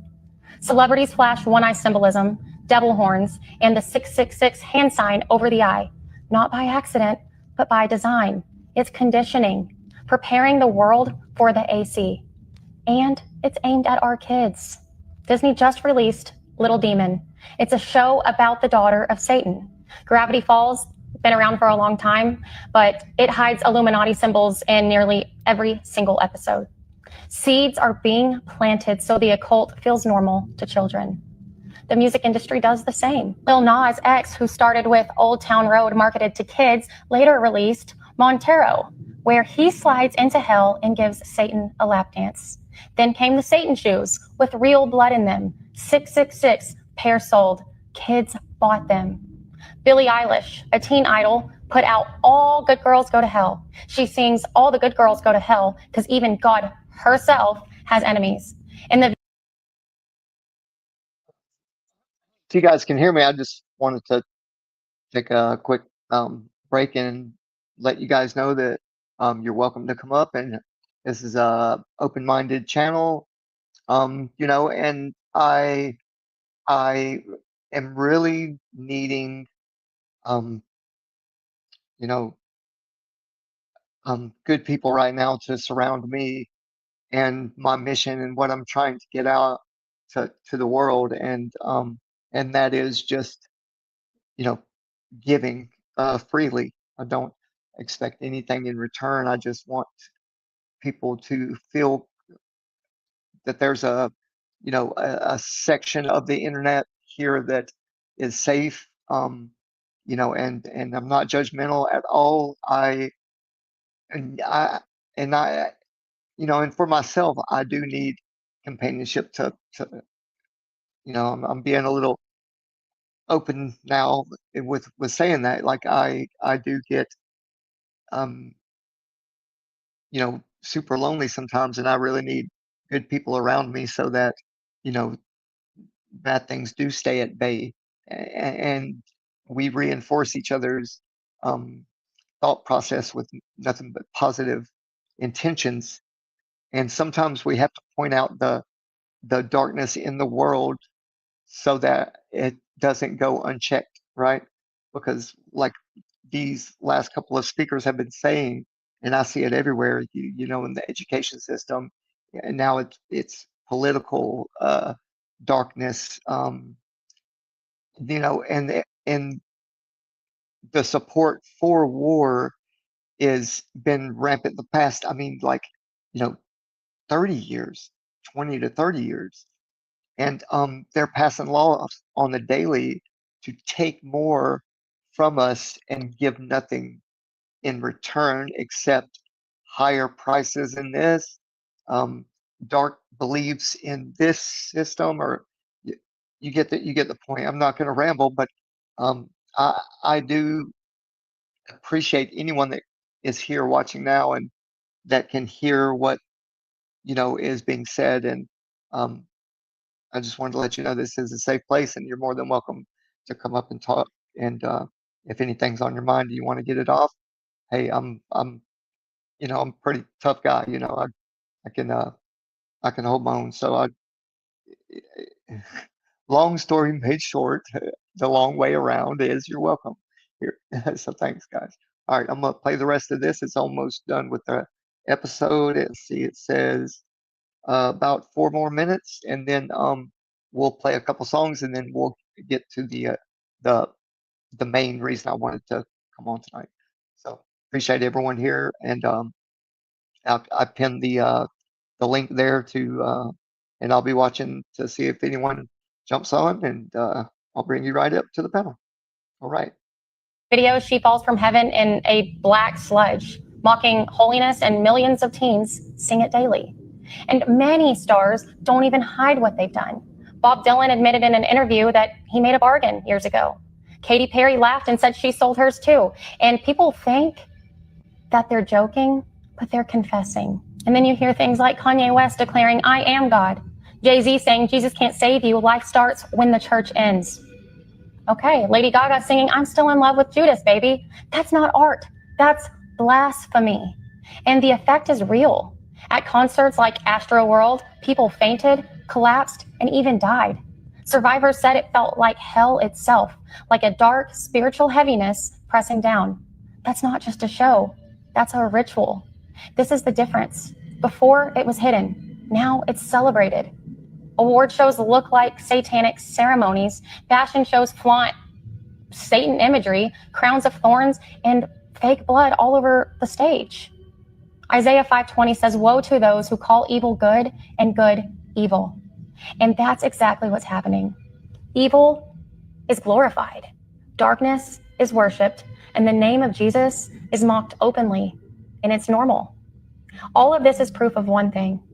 The return of Jesus is close. Satan isn't whispering anymore. He's not hiding. He's shouting. And the question is, are you listening? Well, that pretty much sums up what I've been trying to say throughout the whole video. This world that we're living in has become so corrupt and so drenched in evil. We either have to be living in Satan's little season, we're right on the precipice of the return of Christ. I genuinely feel like I came to the truth in the nick of time. If you've been putting off looking into this topic and trying to make a decision on whether or not you think that God is real, on whether or not you feel like you need eternal salvation, look at the signs all around you. You don't have that much longer to figure this out. Clearly, Satan is real, and he is very much alive in this world. And if Satan is real, then God is real. God made him. Just please don't be like I was. Don't think that this is not important enough for you to sit down and actually think through and make a decision on. That complacency almost cost me everything. It almost cost my children everything. They didn't think it was something important to look into because Dad didn't think it was something important to look into. But guys and gals, I'm going to go ahead and end the video right there. I feel like I'm swallowing nails whenever I try to talk. I'm sure it's just sinus drainage or something from where I was laying there trying to sleep last night, completely incapable. But again, I feel like I have to apologize.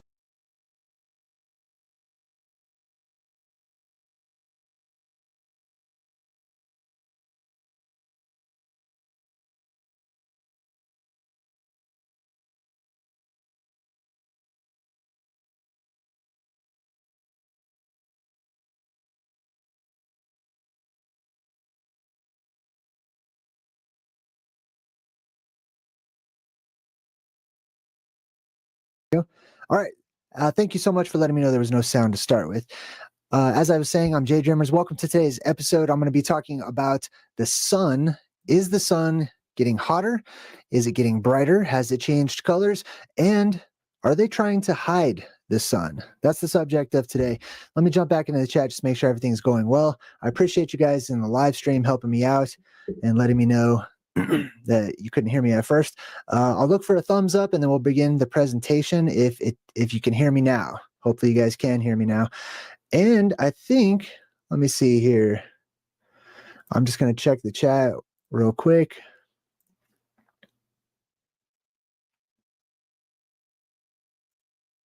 Okay. It looks like it's all good now. Thank you guys so much for letting me know. I appreciate you. All right. Now, listen, if you're watching and you notice weird, strange anomalies happening with the sun, I've seen double suns, triple suns, people noticing things that look like they're coming in and out of the sunspots, all kinds of weird stuff happening with the sun. And this is nothing brand new. The sun has done some strange things throughout history. Of course, there's the biblical example of Joshua and the sun actually stopping in the sky. And there are accounts of the sun rising in the west and setting in the east. There's accounts of the sun dancing around, flashing and flickering. The sun's acting really weird lately. Why is that important? Well, it's important for people like myself because we need to keep our eyes on the skies to be sky watchers. Why? Because that's what the ancients did. They knew how close they were to the apocalypse by keeping their eyes on what used to be known as the luminaries, the lights in the sky, and watching for anomalies, strange patterns, strange things that would happen. The moon is no exception. We might talk about the moon a little bit here in a minute too. But first, let's talk about the color of the sun. Usually, if you do a quick Google search or an internet search, you'll see pictures like this. NASA loves to paint the sun yellow just like this. I mean, we all know the sun's yellow, right? Don't we? Is the sun yellow? It used to be yellow. If you look up pictures of the sun, you'll see a fiery lava sun as portrayed right here. They want you to know the sun is yellow, orange, hot, fire, but it's not. It's not at all. It's something entirely different. And I'll be speaking from my perspective based on my research and my own beliefs. I believe that the sun is just like the moon. It's a light in the sky. It's a plasma that is up there in the heavens above us.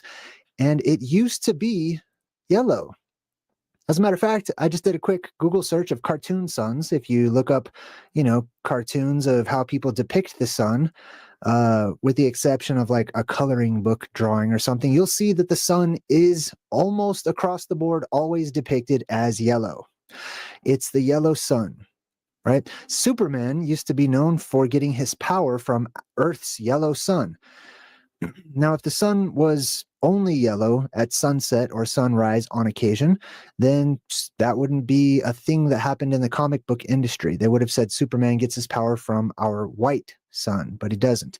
If you look up crayons and crayon drawings of the sun, just like any child.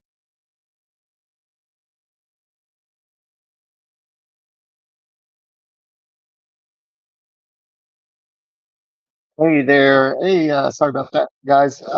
I just seen a comment here in the, I just want to address one more quarter. How you doing tonight? And thank you for being here. And Jason Tice, you have to fill me in on who that is. And you hear about his past cohorts. Yeah, but you want to come up and talk about it, or do you want to just type in the comments, because I'm not sure. Hey, cheers to you, sir. Or ma'am, I don't want to say.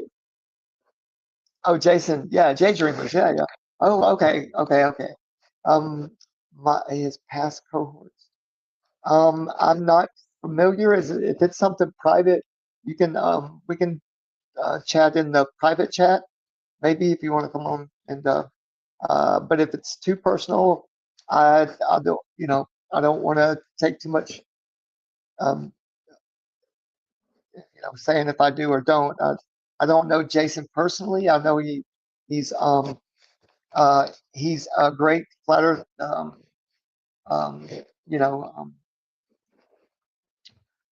podcaster. I know only about him through the internet, but I did buy his 2 books, and he's a damn good author. I know that. But, yeah, man. I'm gonna let this play out a little bit, but I did put the link there if you want to come up and hang out and just chat. You're more than welcome. So it's all good. Oh, truth or lore from the trails of the internet. I got you. Yes, sir. All right, we're gonna get back in it. In it to win it. All right. Oh, and have you guys noticed anything? I did want to ask you that. Have you noticed anything weird about the sun? Like, I know the Antarctica trip.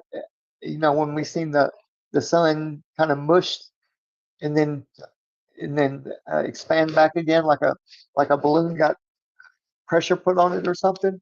And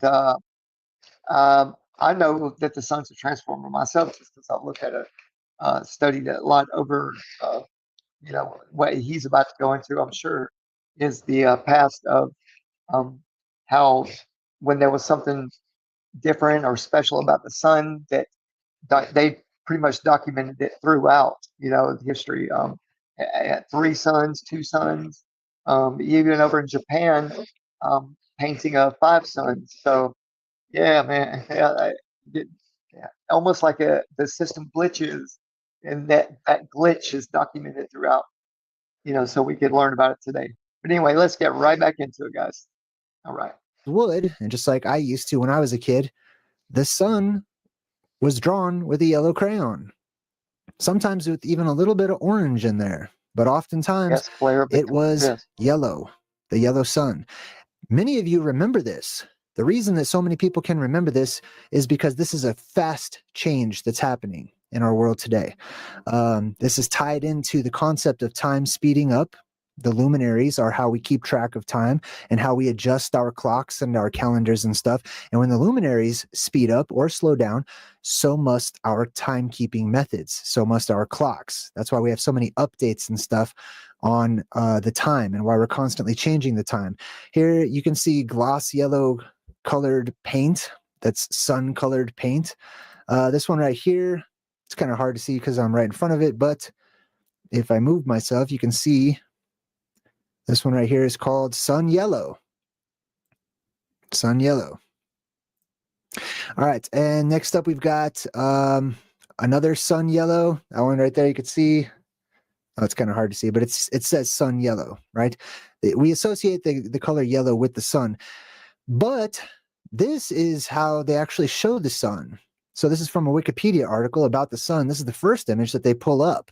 This is very interesting to me, to look at the sun as being white, which is kind of strange because they have like this sort of vignette shadow around the edges, like it's a planet or a moon or something weird. I know that all of these pictures are probably not real and probably all kinds of fakery happening, but it's blindingly white. If you look outside, I challenge you to go take your own picture at high noon with your smartphone. Just go out, point it at the sun. It's not going to damage your equipment or anything like that. They don't want you to stare at it. They don't want you to look at it. They want you to think you're going to go blind if you look at the sun. They want you to think your camera's going to break and stuff. I take pictures of the sun all of the time, and I'll show you what those pictures look like.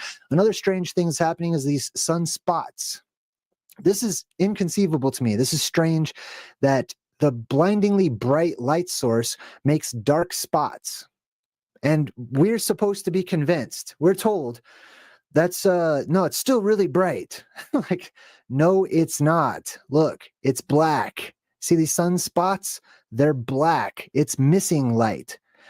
So it kind of frustrates me on the inside whenever mainstream media tells me what to think, and I'm looking right at it. Like, I can see it with my eyes. I can go out there and look at it when I can see the sunspots, and I can see it's missing light in some places.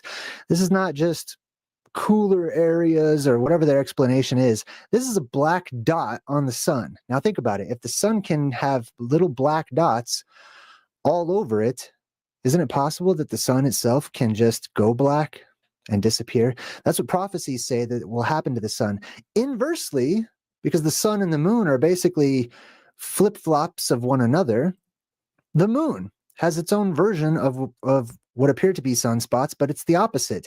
It has bright white dots all over it. What the hell?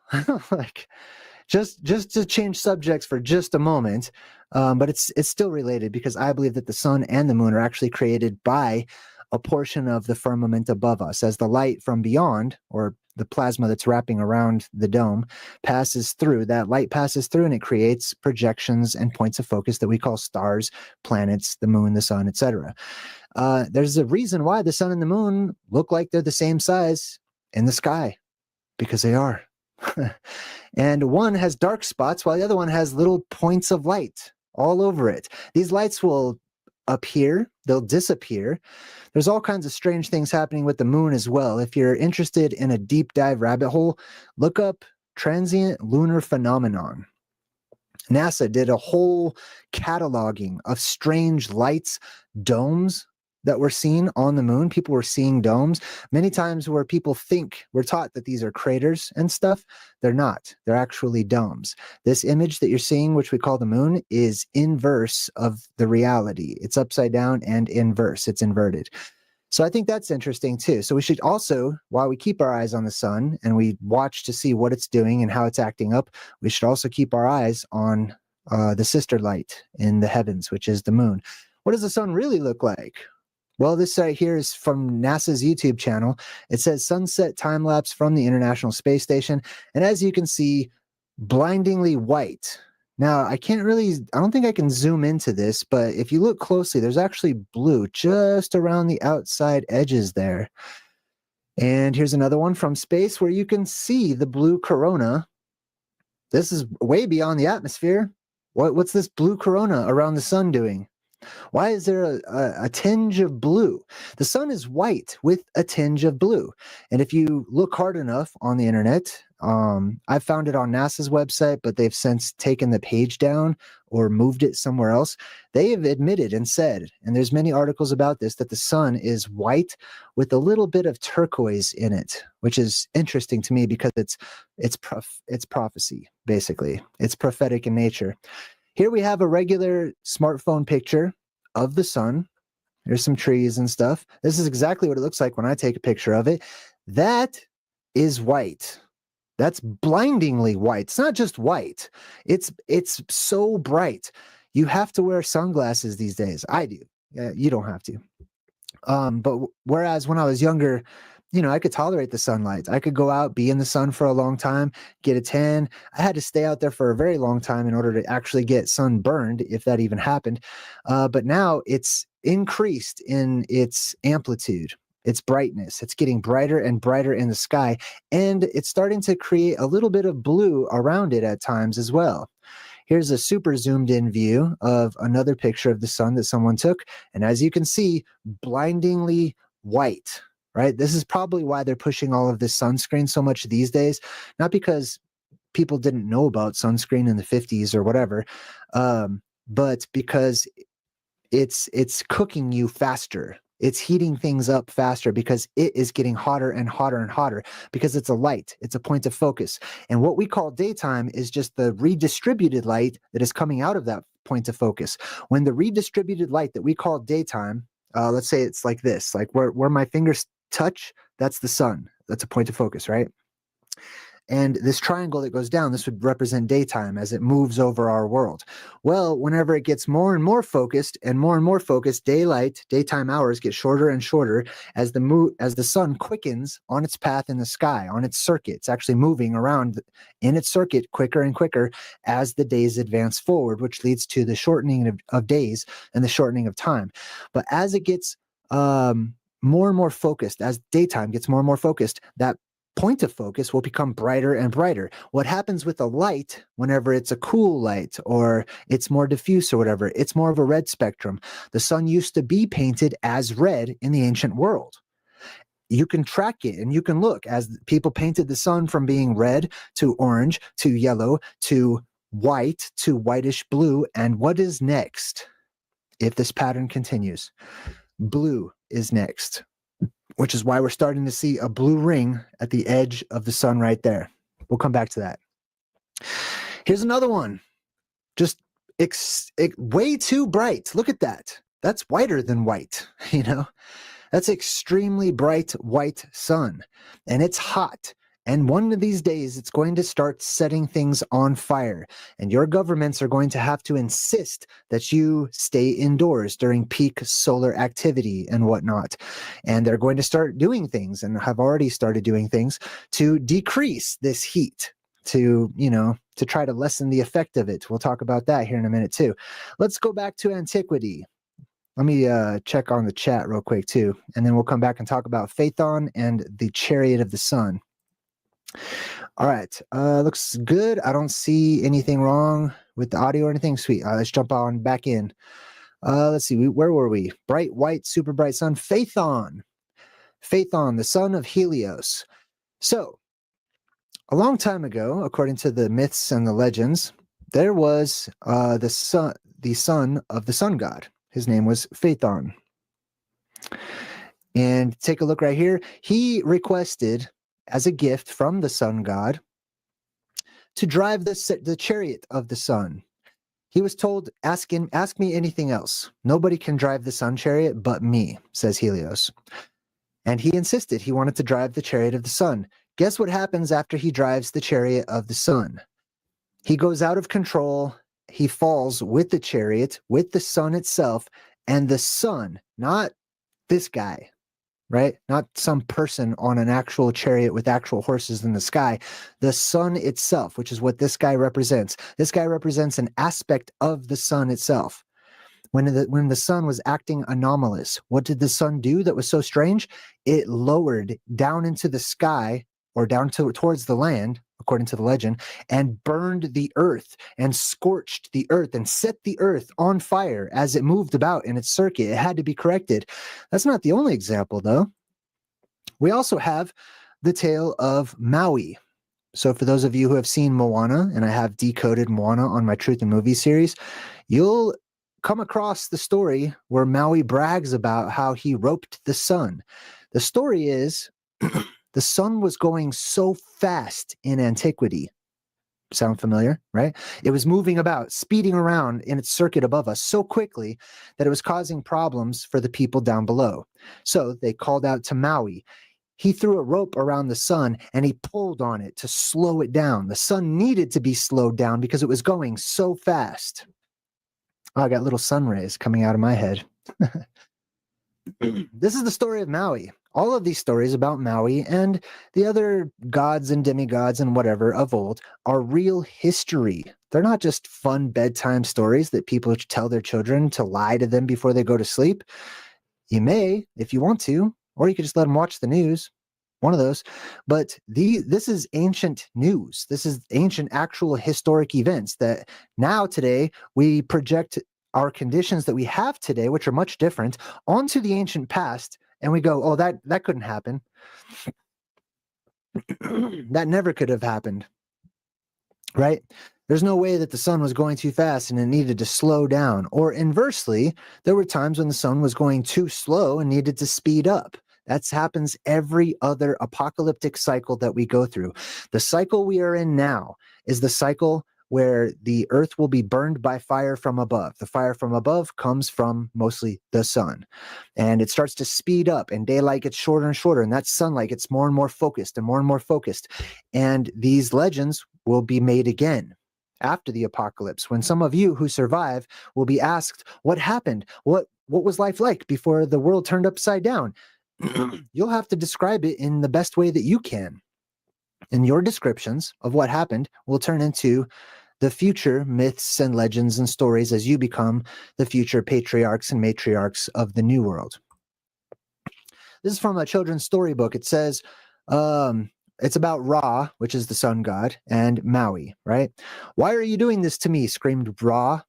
Because we need you to slow down. You travel across the sky so quickly, there's no time for us to do our work. There's no time to play, said Maui. We need more time in our day. How many people here, by a show of emojis in the chat, have said this? This is something that was said in antiquity. This is an ancient myth that's, a children's story. It's a fairy tale. How many people are saying this today? You're living during these times, historic times. The times whenever the sky is strange and weird things are happening and being seen all over the place. I mean, I could go into great detail about the great many strange anomalies and weird things that are being seen in our skies lately. But just for the sake of this video, let's focus on the sun. What if I don't agree? Asked Ra. I will have to introduce you to my grandmother, said Maui, raising his magic hook. Ra sighed and nodded in agreement. He knew he was beaten. Maui and his brothers pulled off the net and freed Ra, slowing the sun down, which was a necessity within antiquity. Now, Maui is not a human being. Maui is not a person that actually lived and existed. Maui represents another aspect of nature, because this is all nature that is doing this. This is all happening within the closed system that we call Earth. It's the Earth that is doing this as the Earth goes through changes. I just got a super chat. Hold on, let me see who that was. Hold on, let me jump in.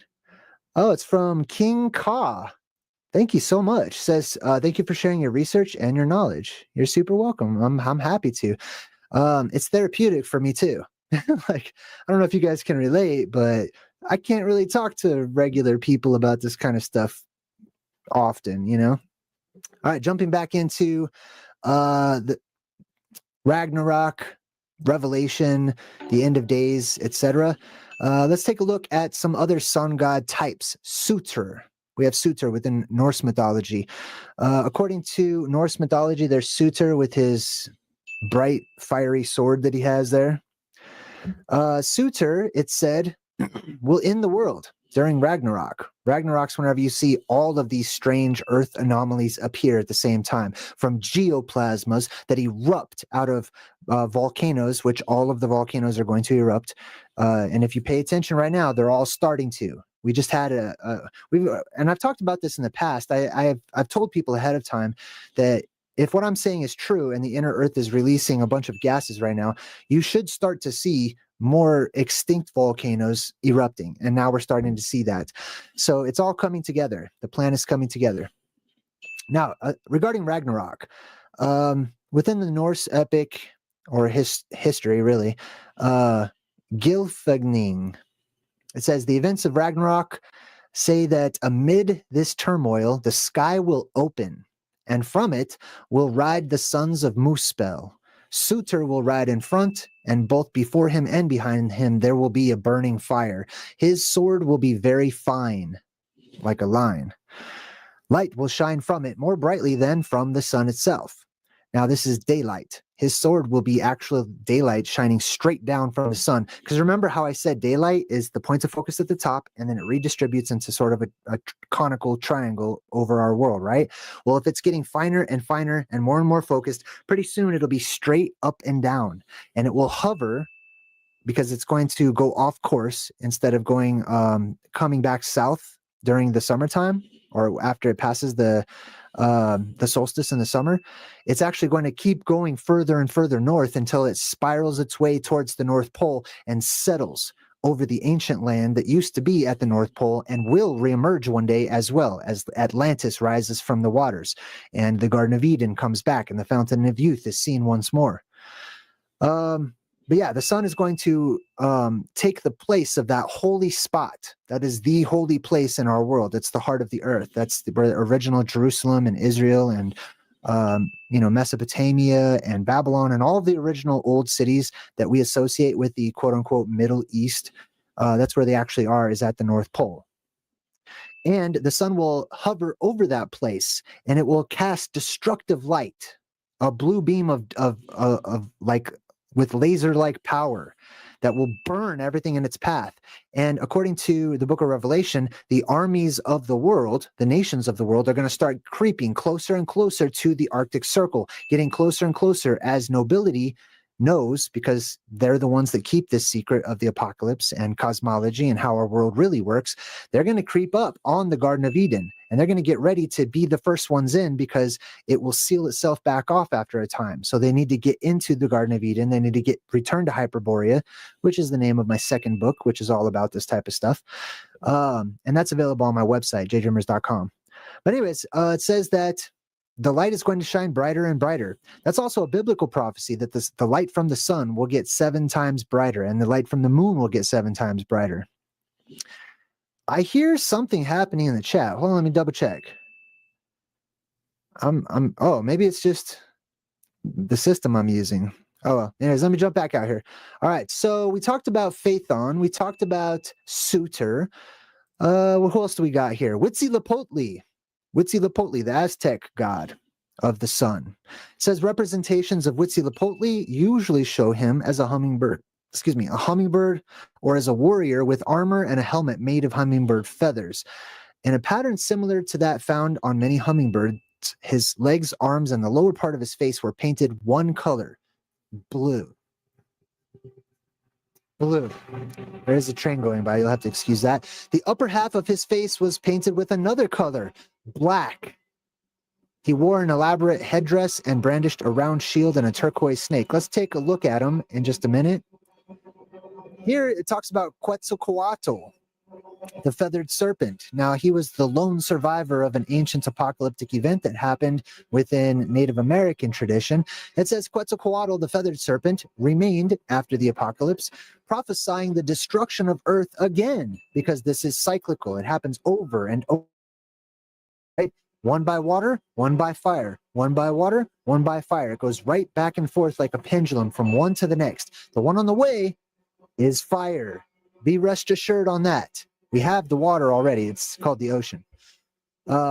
He prophesied the destruction of Earth by wind and the evolution of humans into monkeys. That's a whole different YouTube video.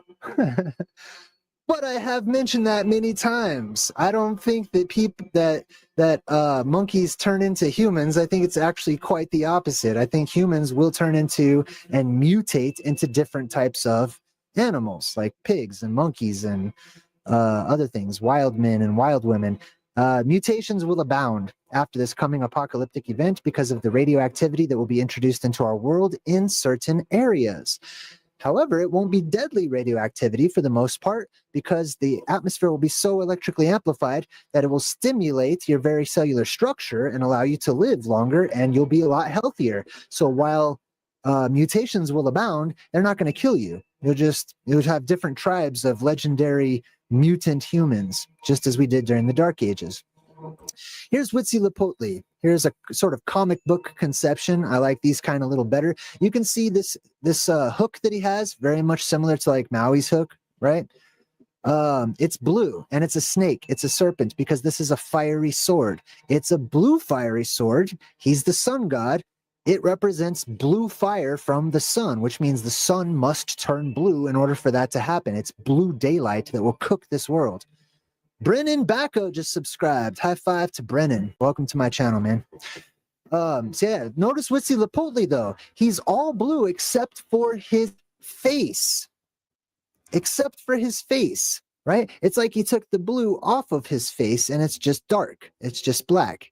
So let's think about this. If he represents the sun being blue at some point in time, being once in ancient history and once in our very near future, with a black face or a black mask or missing a part of his face. And this is how he was oftentimes portrayed. Blue fire coming down from the heavens. Now let's hopefully you guys can hear me okay. I think my computer's tripping and I'm getting all kinds of weird sound effects in my ears, but let me just double check the chat. It looks good. Okay, I don't know. I think it's my computer is messing up, but hopefully you guys can hear me okay. All right, sweet. Let's jump back into here. All right, so we talked about Phaethon, we talked about Maui, we talked about Suitor, Huitzilopochtli. Let's talk about the Blue Star Kachina, okay? The Blue Star Kachina is a Hopi prophecy about what will happen before the world ends again, or restarts, I should say. It's not the end of the world. It's just the end of the world as we know it. The Blue Star Kachina is also known as Sakwasoha. As you can see here, well, it's kind of hard to see, but Sakwasoha is the Blue Star Kachina. As a Kachina doll, this Blue Star is very much painted in the exact same way as Huitzilopochtli because they're the exact same. They just had different names for them throughout antiquity. As you can see, the Blue Star Kachina, all turquoise, just like we talked about earlier, the sun having a bit of turquoise in it. And then they put this black mask on his face, this blacked out part in the middle. His face represents his whole body because they just personify the sun and they give it arms and legs, just like they did with dragons of antiquity. They were just worms and squiggly lines in the air. And then people started adding legs and mustaches and feet and stuff like that to them. But this is a representation of the sun itself. That's why they have all these feathers coming out, it's sun rays and stuff, right? Now, let's take a look at the Aztec myth, the Aztec legend, the Aztec history of what had happened and their prophecies. It says here, Quetzalcoatl, the feathered serpent, prophesied the destruction of the earth by wind and the evolution of humans into monkeys. That's so interesting to me. And the present sun of fire, which will end in a general conflagration. A conflagration means a gigantic fire, of an unprecedented fire, okay? A conflagration means the whole world is on fire, basically. So this is going to happen, especially in the northern hemisphere. Not so much in the southern hemisphere as the sun starts to push its way further and further north each year. It'll actually get a lot colder in the southern hemisphere. And this is going to kick up all kinds of extreme weather all over the place. It already is, okay? It's already having effect. This bright, hot sun is warming up the oceans, which is causing the oceans to expand, which is causing the water to rise, which is causing the oxygen to be released from the water, which is causing the fish and other things with gills that breathe that oxygen to suffocate and die and beach themselves and stuff. And all that death in the ocean is perfect conditions, warm water, a bunch of decaying debris and bodies and stuff in the water is perfect for bacteria, and bacteria will start to grow and the water becomes bitter and it changes color, and we get all of these harmful algal blooms and green pools and tides, which will turn red, which will look blood red, which is a third of the ocean turning blood red, which means it necessitates that the ocean be replaced or removed so that the earth can refresh itself. It's not going to keep a decaying, dying ocean forever. It's going to replace it and get rid of it. That happens when, like it said earlier, the sky opens up. That's a depressurization of our atmosphere. When you have a gigantic depressurization of a large scale, you'll have an increase in buoyancy in the fluid that we live in called the atmosphere. What does that mean? Things will float. The oceans will float. The waters will float. They'll get sucked up and out of this world and they'll be removed. You'll look and the oceans, the seas will be no more, just as it says in the book of Revelation. All right, let's see. Let's get caught back up here. The Blue Star Kachina. So the Blue Star Kachina prophecy, let me get to one I like. Which picture do I like? This one works, whatever. The Blue Star Kachina prophecy basically says that the blue... Now, listen, it's not a comet, okay? The Hopi knew what comets were. They knew the difference between a star and a comet. So stop... I have stopped. I have decided to stop looking for some blue comet or asteroid or whatever it may be. It's definitely not going to be one of the other stars. According to mainstream cosmology, those other stars out there are bigger than our sun oftentimes, right? The Bible says those stars are going to fall to the earth. So if you believe in the news, and if you believe in academics and your local governments, which means mind control, if you believe that, then there's no possible way that the Bible's literally right and that the stars will fall to the earth. And we're told that they were stupid in the past and they didn't understand what stars really were, and they just saw meteor showers. They thought the stars were falling to the earth. No, the actual stars are going to actually fall because they're just lights in the sky and they're nearby and they're under the dome. What else?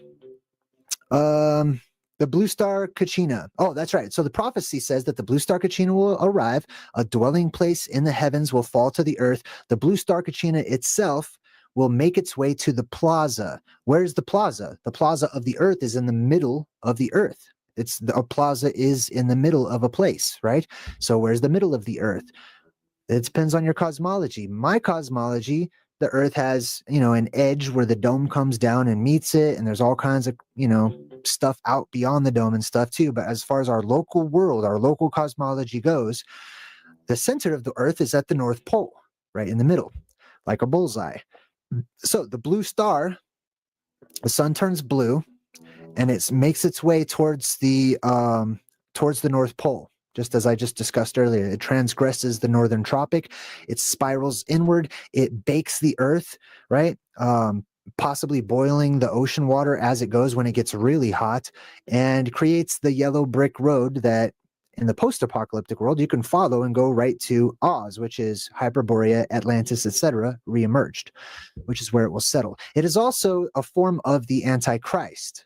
Okay, the Christ light or healing light comes from the earth. It's a geoplasma at the center of the world that erupts straight up from Rupus Nigra, Mount Meru. If you look on these old maps and you see the island mass, just do a quick search of land at the North Pole. Right in the middle of that land is a volcano. All the gases inside of the earth are released all at once. Those gases ionize, they become plasma, ionized oxygen, which there's an abundance of oxygen inside of the earth right now being kept for the time. When that time comes, the gases are released, the oxygen ignites or activates and turns into plasma. It becomes blue or bluish green, depending on what other gases are mixed with it. So you'll have a life-giving blue beam that rises up right from the North Pole, from the throne of God, from the seat of God, from the holy city itself.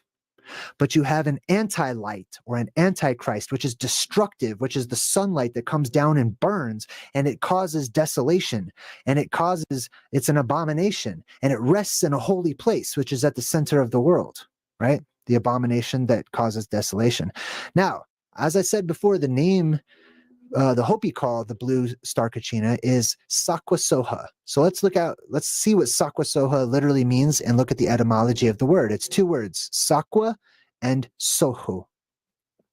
So if we take a look at Sakwa, it means star or celestial body. Very good. What does Sohu mean? To release, to discharge, to let loose, to open, to break forth. So we have a star, which is the sun is a star, right? And something being released from the sun or discharging from the sun itself, right? We have, which is daylight, getting hotter and hotter and hotter like a laser. So that's literally what the blue star kachina's name means. It means discharge from the star, from our star, from the sun when it turns blue. Here it is. Now, let me just give you some visuals of what it looks like. I'm stammering. If I'm stammering right now, it's because I'm hearing the sound effects that I have on my thing. I don't know if you guys are hearing that. I hope not. I hope it's just me. But this is what the sun will start to look like. So white, it's going to start getting more blue in there mixed in, and it's going to be acknowledged, and people are going to tell you it's always been there. It's always been bluish. And it's going to start looking like this. This is what the sun will look like whenever you see volcanic ash or, stuff like that. It kind of makes the sun look a little blue, but it will actually start to turn blue. Also keep in mind, like I said, the world's volcanoes are starting to erupt. They're all going to start to erupt. You're going to have sinkholes. You're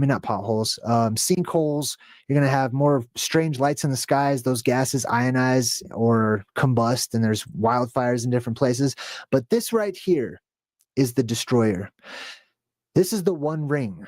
This is the ring of death. Okay, this is the Huitzilopochtli. This is the blue star kachina that has removed its mask, its blue face, and all you'll see is darkness behind it. And this has a lot to do with cosmology. It makes sense from my perspective. I don't know how academics would explain the sun not just turning blue, but black in the middle and dark in the middle. But it will look like a blue eclipse, basically, when it's at its peak and at its hottest. And you'll see the daylight. Like if I'm directly underneath it, daylight would just be straight down from this ring, basically. And that will hover over the North Pole. And this is happening. This is starting to happen. This is a news article that warns. This is Eyewitness News. And it warns people. Eyewitness, the eye in the sky. Extreme heat warning. And there you see the white sun with the blue tinge around it, right? Extreme heat, getting hotter and hotter. The impacts of extreme heat. Things are getting hotter. Here's another one. The sun is more active than usual. Oftentimes they'll say scientists can't figure out why. NASA doesn't know why. Why is the sun more active? When they say more active, they mean it's brighter. They mean it's hotter. And those of us who are a little older, we can remember back during yesteryear when the sun was yellow and the light was more diffuse and it was a little cooler in our world and you could stay out in the sun longer and stuff, right? I looked up at the sun today at noon and it was already past noon. Like I looked up at the sky, it didn't match up. You know what I mean? Like it was already starting to set. It was going down. And that's not what it's supposed to be. It's supposed to be midday. So lots of weird things are happening. This one says the sun was supposed to be sleeping, but scientists say it's waking up. The sun is waking up. It is waking up. And when the luminaries start to wake up, they'll wake up first before the firmament itself wakes up. And then you see, quintessential ancient sky gods and goddesses return and reemerge as the sleepers all start to wake up, and then we go through another apocalyptic scenario. So one more thing that I want to talk about as far as the sun and how it's changing, and it's clearly not yellow. Don't believe any of this fiery fireball in the sky type stuff. I've talked about what the sun actually is. I do think it's made out of helium, as they say. I do think it's plasma. I do believe that space exists between the dome and the earth, and that's where it is, right? But yeah, maybe this is one of the reasons why they're trying to hide the sun. Many people have commented. I've got a couple of different theories of my own. I'll share them with you now. But people have told me that the chemtrails, they're trying to hide the sun or whatever, right? Yeah. If the sun is getting hotter and hotter and it's changing colors and we're going through a color spectrum shift, a solar color spectrum shift, as well as the moon, by the way. Moon used to be yellow too. Now it's white. And the moon is getting harder to look at as well, just as prophecy foretold. But yeah, if they're going to spray all of these particulates into the air, then it's going to diffuse that light. And it's going to cause it to be cooler, and we're not going to notice it. We're not going to see it. People don't look up anyways, but if you do, you're going to see something like this all the time. Dragon snake skins. I like to call these snake skins in the sky because it looks like, to me, it looks like when a snake sheds its skin or whatever. You know what I mean? A secondary reason, and I'll leave you with this thought, a secondary reason for them to not only put particulates into the air, but metallic particulates is, if I'm correct, and the sun acting up is leading towards the inevitable depressurization of our atmosphere as the firmament rips open, the sky opens up, and the atmosphere depressurizes. When that happens, there is plasma on the other side. Right? That plasma is what gives us the light for the luminaries. That plasma is going to snake its way into our world, and it will be destructive. It will turn things into rock. It will petrify people. It will blow things up. It will cause craters, electrical shock impact craters, not from rocks, but from electricity. These are the thunderbolts of the gods. These are Zeus's thunderbolts, etc. So it's very dangerous. So the people, the nobles and stuff, the people who basically run the world, they don't want their family who's going to survive and hopefully inherit, the world or whatever, and try to put it back together and try to take control once again. They want them to survive. They don't want to poison the air for them or for themselves or anything. This will act as, or I think that they believe, okay, I don't believe this because the atmosphere is going to get sucked out anyway, but maybe this will act as a temporary blocker or something. I don't know. But if it was to stay here and they're aware that cosmic plasma is going to come in from above, then as it passes through these metallic particulates, it will disperse and it will have a less damaging effect whenever the atmosphere becomes electrically amplified once again. And once again, thank you so much for watching my channel. If you want to support me, go to jdreamers.com. Check out my website, go to patreon.com/jdreamers, where you can jump into the credits, which I'm about to roll right now. Until next time, I'm J Dreamers saying good vibes and goodbye.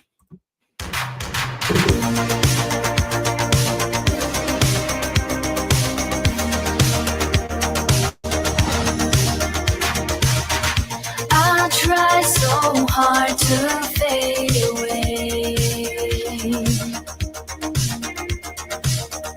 but something's forcing me to stay. It'd be easier for me if I turn away to flee. Oh,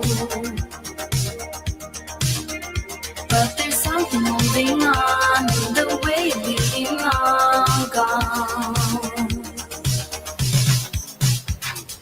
There's so many ways to escape, but I guess it's time to wake up, time to wake up, time to many ways to escape, but I guess it's time to wake up, time to wake up. Time to wake up, time to wake up, baby. Time to wake up, time to wake up.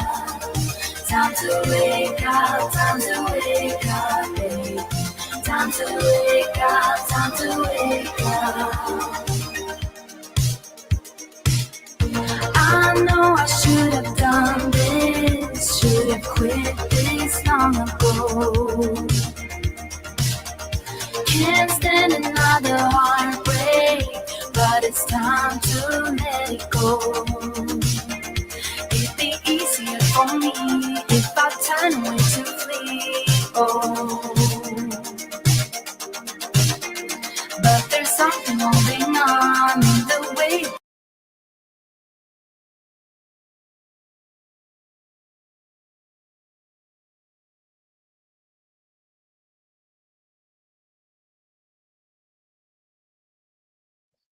All right, all right. You know I'm a gimp.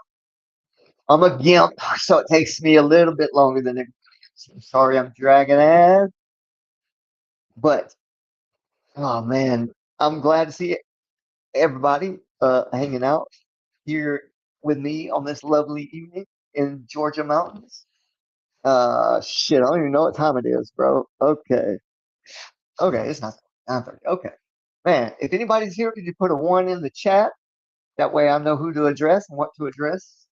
And while folks do that, then I'm going to get this screen situated, and I'm going to finish up the research I was doing the other day about TFE and the possibility of merging technology with the actual place. And I think I think it played out like that because I think the Glovers went down there and they did their thing and right. They made their little segments and made it look official, right? But then when you get on the technical side of it, into the technology that they used with the green screen, blue screen, or augmented reality and all that, right? Where you can clearly tell that the background, once you start getting the opaqueness and brightness and stuff tweaking with the levels, that yeah, you can tell. Yeah, okay, so y'all get my point. But I'm going to finish up that, which will probably take maybe 30 minutes, and and I'm gonna do that right now. Hello, Sue. Hey, glad you're here. You give the space, the female touch, the gentleness, right, of the female's love and the female's attention, right? We need to be definitely have more of that in the flat earth community, in my opinion. But anyway, so I'm gonna ask, I'm gonna try to attempt to get my screen shared in the proper way, and then I'm gonna ask a couple questions. If you say 1 for yes and 2 for no, then I'll be able to uh, make this happen a lot quicker and smoother, right? So let me go up here. I'm gonna stop sharing that screen. Okay. And I'm going to close that window out there. Well, I don't have to close it out. Okay, so, and I'm going to go to here to share screen. I'm going to go to whole screen. And you guys are going to love this. I'm telling you, it's a possibility. I'm not saying it's 100%, but it sure does look a little sus, when I spend enough time really putting the pieces together. Like my logo puzzle pieces. Once they're put together, that's the truth. And you know what I mean? And I would challenge anyone to that's in the flat earth community to, nudge each other a little bit, play the devil's advocate. And that way, you don't just take it at face value. You're actually doing this as a team. Okay, let's see. Present. I'm going to say extra camera. No. Image file. I'm going to say share screen. but I want to share the whole screen. Okay, let's see. Entire screen. Here we go. Right. So that's got entire screen. I'm going to click on. Oh, I see. I see. Give me 1 second. Let's do window first. Okay, and then I can say here and here. Okay, so what I got to do is, yep, and y'all just bear with me. It won't take me but a couple seconds here to do this maneuver here. Well, I'm going to say share like this. I'm going to say share like this. Yeah, so how was your Thanksgiving, Miss Sue? Did everything go well? Do you do a family thing or do you just kind of loner it, kind of? And what was your favorite dish yesterday? I have to ask that. Mine was I love sweet potato souffle and green bean casserole. Oh, and the dressing is delicious. Okay, let's see, share screen. Let's say entire screen this time. And if it works, I'm gonna be so happy. Yeah, right there. Haha. Okay, I got it. Okay, okay. Now I'm gonna ask this question. Can someone give me a 1 for yes if you can see the split screen clearly? And if you can, let me go to right here. Okay, I can see comments. Dr. Bass, good to see you, sir. Thank you for hanging around. Lord Racer, I don't know if you guys are all still here, but I am grateful nonetheless. And one more quarter, you've been here. Thank you for your support. And when I say support, guys, I never want any kind of like something given back to me in the form of any kind of money. Okay, if I ever say, you know, something like that, it's a double. Somebody done clone my ass. All right, NJ, Miss Jeep Girl. All right, welcome, welcome, welcome. You said homemade macaroni and cheese. My daughter made it. Okay. Have you ever tried like bake like the macaroni and you put it in the oven on broil, like the hottest setting for like, I don't know, like a minute and it chars it like it's kind of crispy and makes it bubble up. The screen is black on your phone. Okay. Let me it's black. Okay. Let me go to see why that. Oh, okay. I didn't add to the stage. Thank you. See, teamwork, man. Y'all, okay. Now I'm pretty sure you guys, ladies and gentlemen, should be able to see it, right? If anyone else can't see it, put a 2 and then a 1 for you can see the split screen clearly. Baked with breadcrumbs. Oh, that sounds delicious. All right, let me get this stuff in.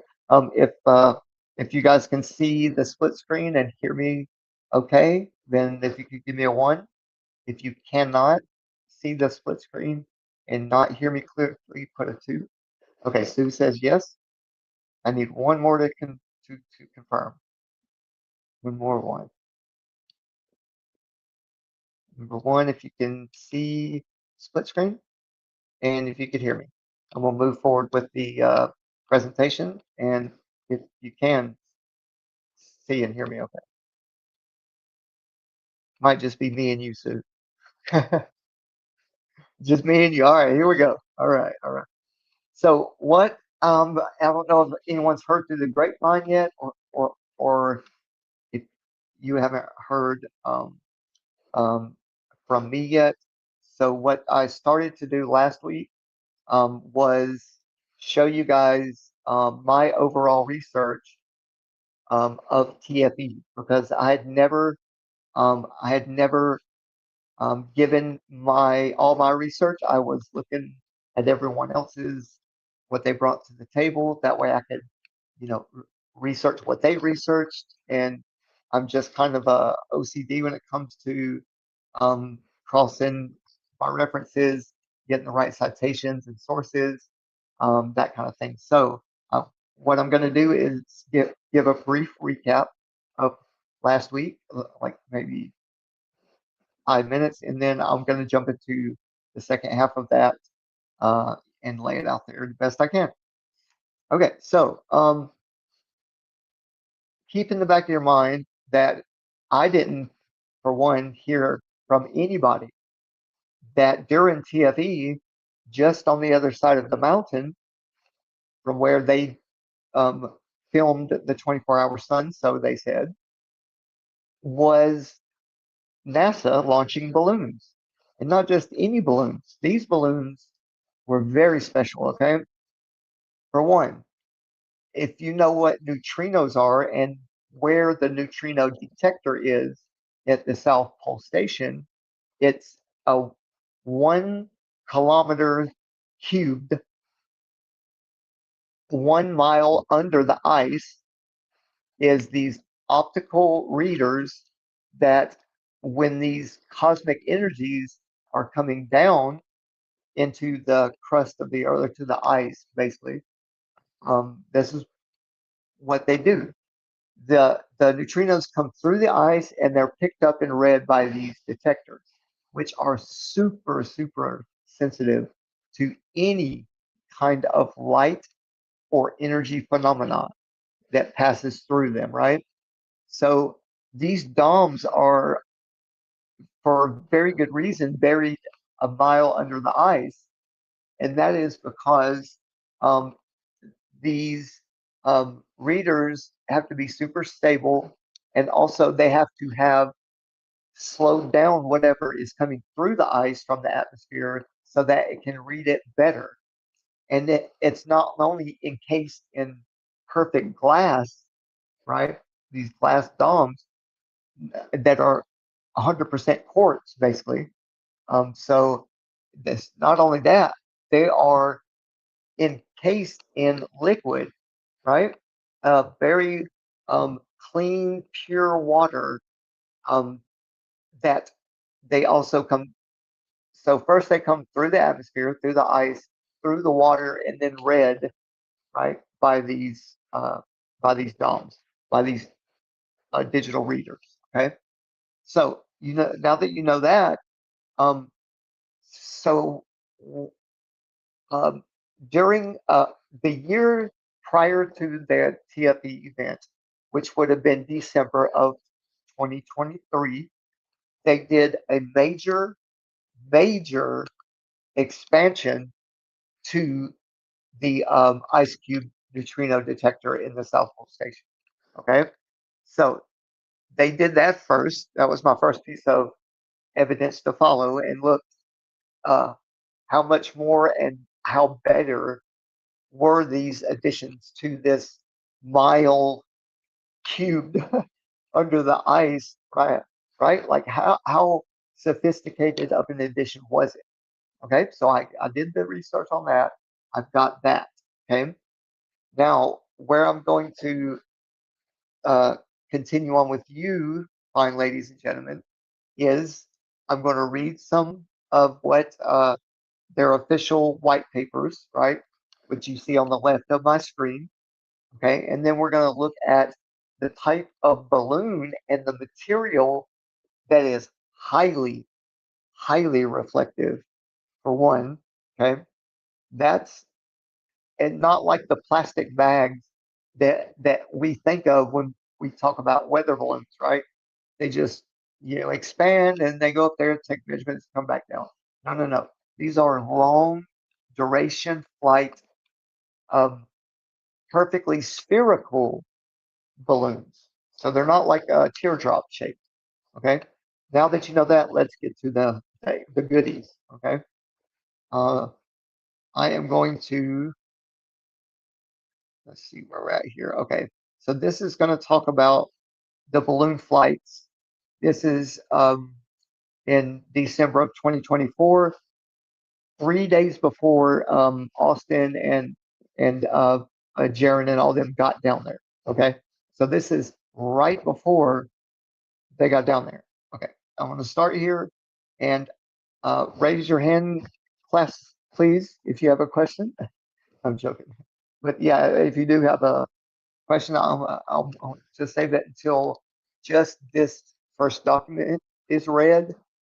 That way you might have another question when I read this. Okay, so I'm going to start with this document. We'll double click here. Okay, and I am going to drag this over here. Then I put it right up in front of y'all, didn't I? Okay, let me get right here. All right, now I'm going to maximize this so you can read along with me, okay? And all these documents I'm going to put in the description box when when I'm done with the presentation, okay? So y'all can go over it in your free time. Okay, so I'm going to make this bigger. All right. Okay, now I'm going to make this bigger. That way you guys can read along with me. One more time. There we go. Okay.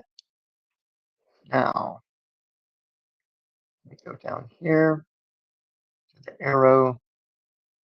And trust me, you're going to want to stick around for all of this because if you only listen to one or two of these and you get discouraged or you're getting like dissonance and you want to leave, just tough it out with me, please. And that way it's going to be very good at the end of my presentation. Okay. So this is phys.org, and you see the title here, and you see the date. Okay. Here is the lady that did the report. Okay.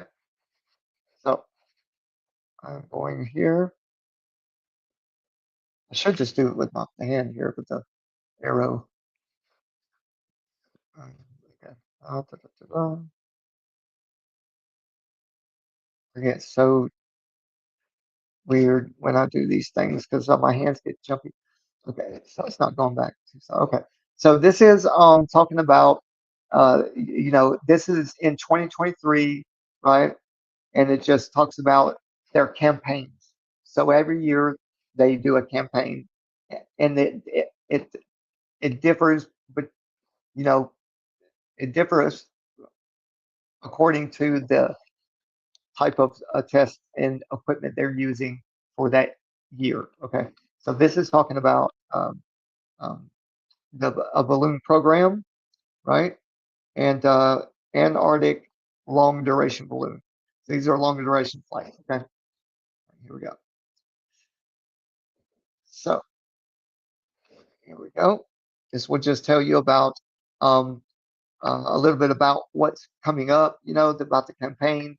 There's two balloons that will fly up. One is called PUEO, which is PUI, and then one is ANITA, ANITA, and they're all acronyms. So this will take flight in mid-December. Okay, right here, Science Foundations. Then and McMurdo Station and Ross Ice Shelf is not far from where the Union Glacier camp is. Okay. So they just talk about doing the balloon flights and their missions, and it tells you about the guy that was interviewed here, Andrew Hamilton. Okay, and so this is the program that NASA uses. The program office at Wallops Flight Facility. Okay, this is where I guess the head information comes from and goes through, and the money and stuff like that, I'm sure. All right. So this is talking about it's a tremendous effort to stage a campaign like this in such a remote location. All right. And let's see what they're talking about just so you guys know. Okay. And it says, and we are grateful for the support provided by the Foundation of New Zealand and the U.S. Air Force. Let's see where this remote location is that they're referring to. Okay.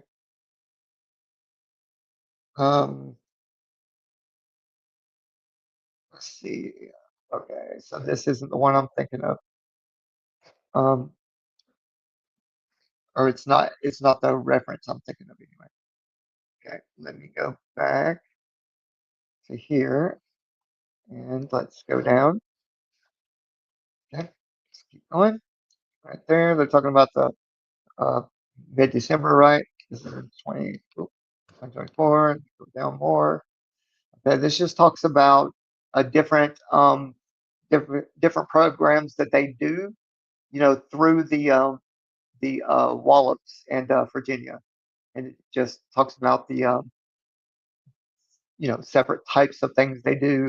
Sometimes they have piggyback machines that ride on the balloons that go up, so they call those piggyback things, So GAPS is one of what they did during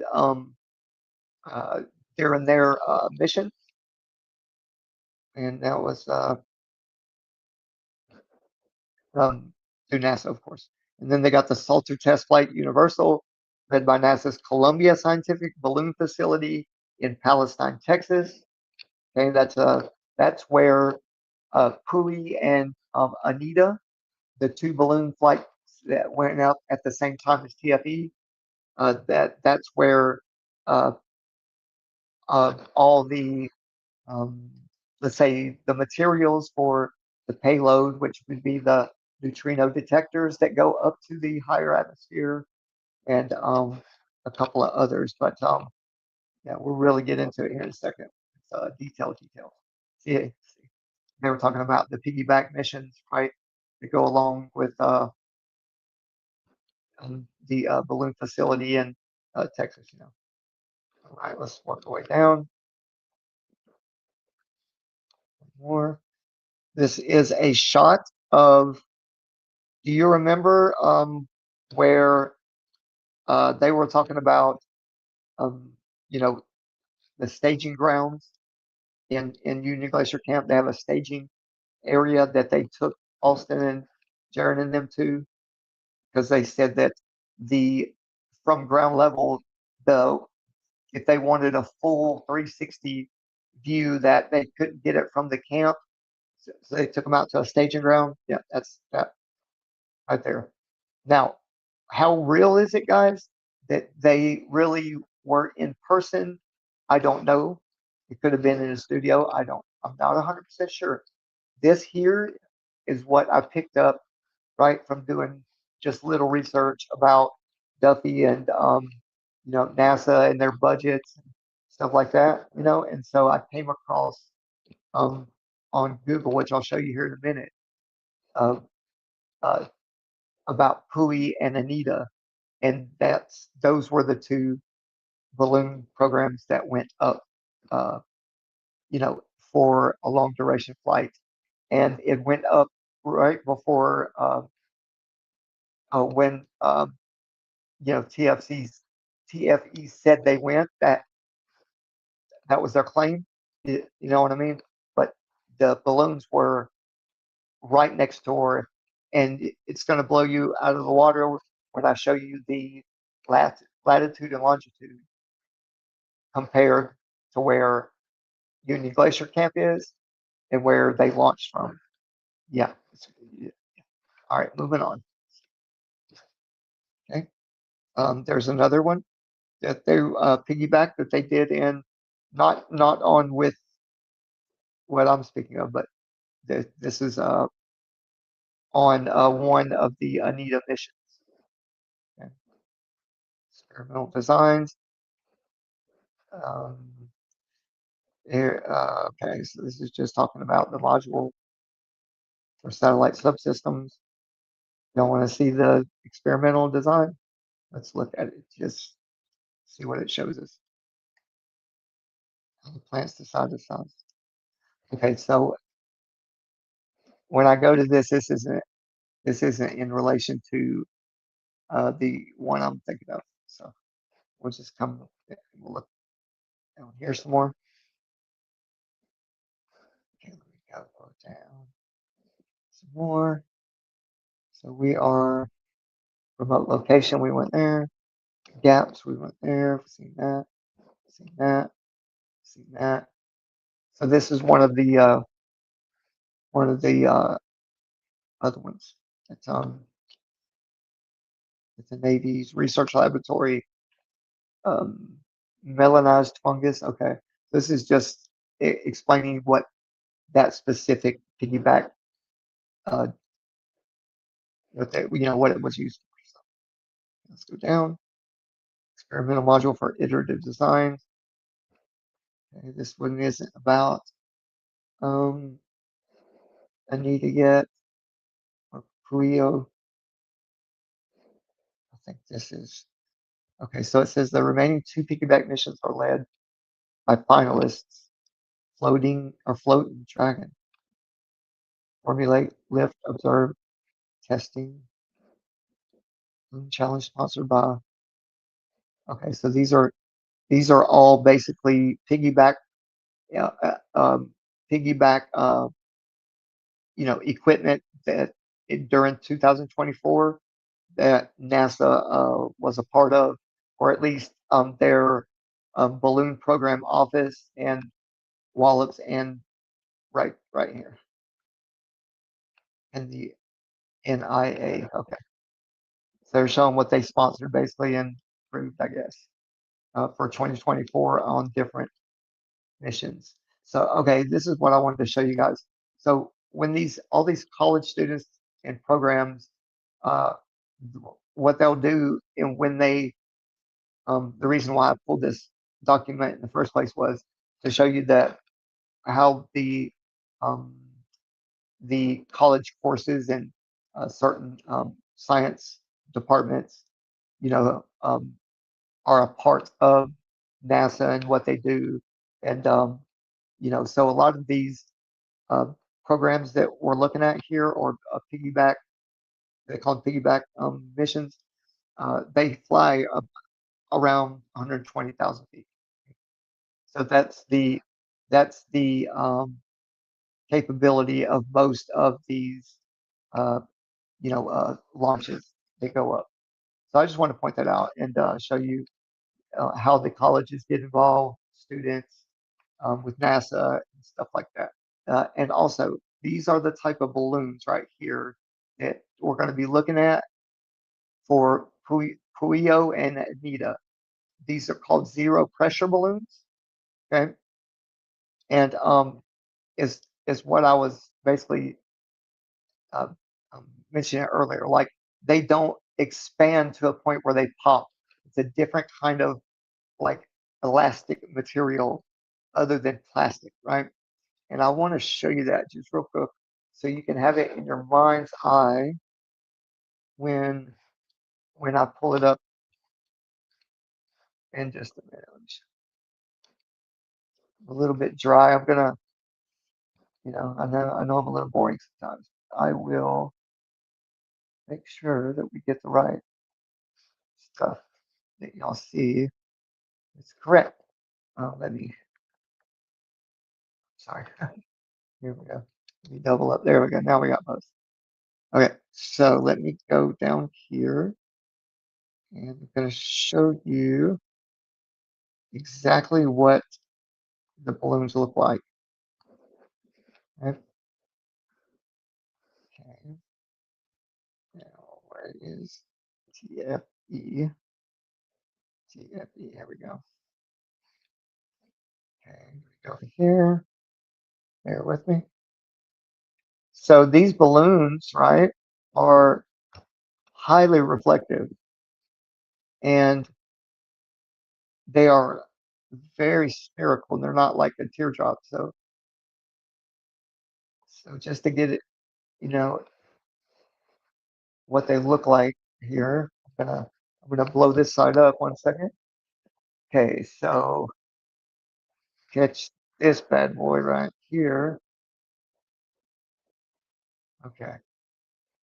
Now, this down here, you see where my mouse is, hopefully. See the little ladder truck? That's actually a big ladder truck. So they're going to tell you the exact measurements here in a little bit when they get into specifics, but it's right around like between 100 to 120 feet. And it doesn't pop. So when it gets up to like its max height, right? The payload that it's carrying and the energy of the upper atmosphere and how light is gonna It's going to do something special to where if you were on the ground and you seen, well, you wouldn't see this. All you would see would be extreme. You would have to wear sunglasses. If there was a sun that, you know, or not a sun, if there was the power of the neutrino detector and how it would feed this. Imagine if all you had to do was get 24 hours, right? Of and then you had to get out of there because bad weather was coming.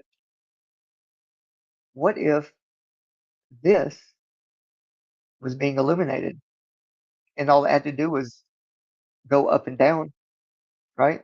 And the payload it was carrying could be steered by beam steering by very strong, you know, uh, I mean, just think about it. Where they were at, and I'm gonna pull up the map, and all they would have to do is go up and down and around like once, and then they rushed you out of there. I mean, you know, I'm just saying. But anyway, all right, you don't have to believe what I'm saying. Just keep that in mind, right? And let's get back to the real information. Okay? I don't want to spoil the whole meal with getting your dessert first. Right. I just get excited. Sorry, man. Okay. Well, since I've got this open, I might as well just use off of this. All right. What's up, Sue? Yeah, you see that? Yeah. Okay. If the firmament is curved, I wonder if that is why they release balloons in Antarctica. Possibly. Balloons would follow the upward curve. Right. Right. And with these zero pressure balloons, I mean, the sky's the limit. Oh, and guess how much weight one of those balloons can carry? Just take a wild, throw a number out there, and I'll just tell you, okay, 8,000 pounds that payload can carry. All right, let's get back at it. All right, let's go from, that was number 16, okay? That was supposed to be for dessert. Now let's go to 15. And I may be doing this all out of order, but who cares? I've been at this almost 4 hours now. So, all right, now we're getting to the good stuff. This here is Pui. Pui. This is the Foundry. Foundry. This is Pui. Now, do y'all want me to make it bigger? I'm gonna make it bigger just for this. So if I make it bigger, I'm not gonna be able to see y'all for a few minutes. But I'm gonna read a few of these and get y'all, up to date. So Pui, right? This is, like I was telling you about the neutrino detector that's a mile under the ground and encased in these highly sensitive bulbs and in water. That's how you would get that.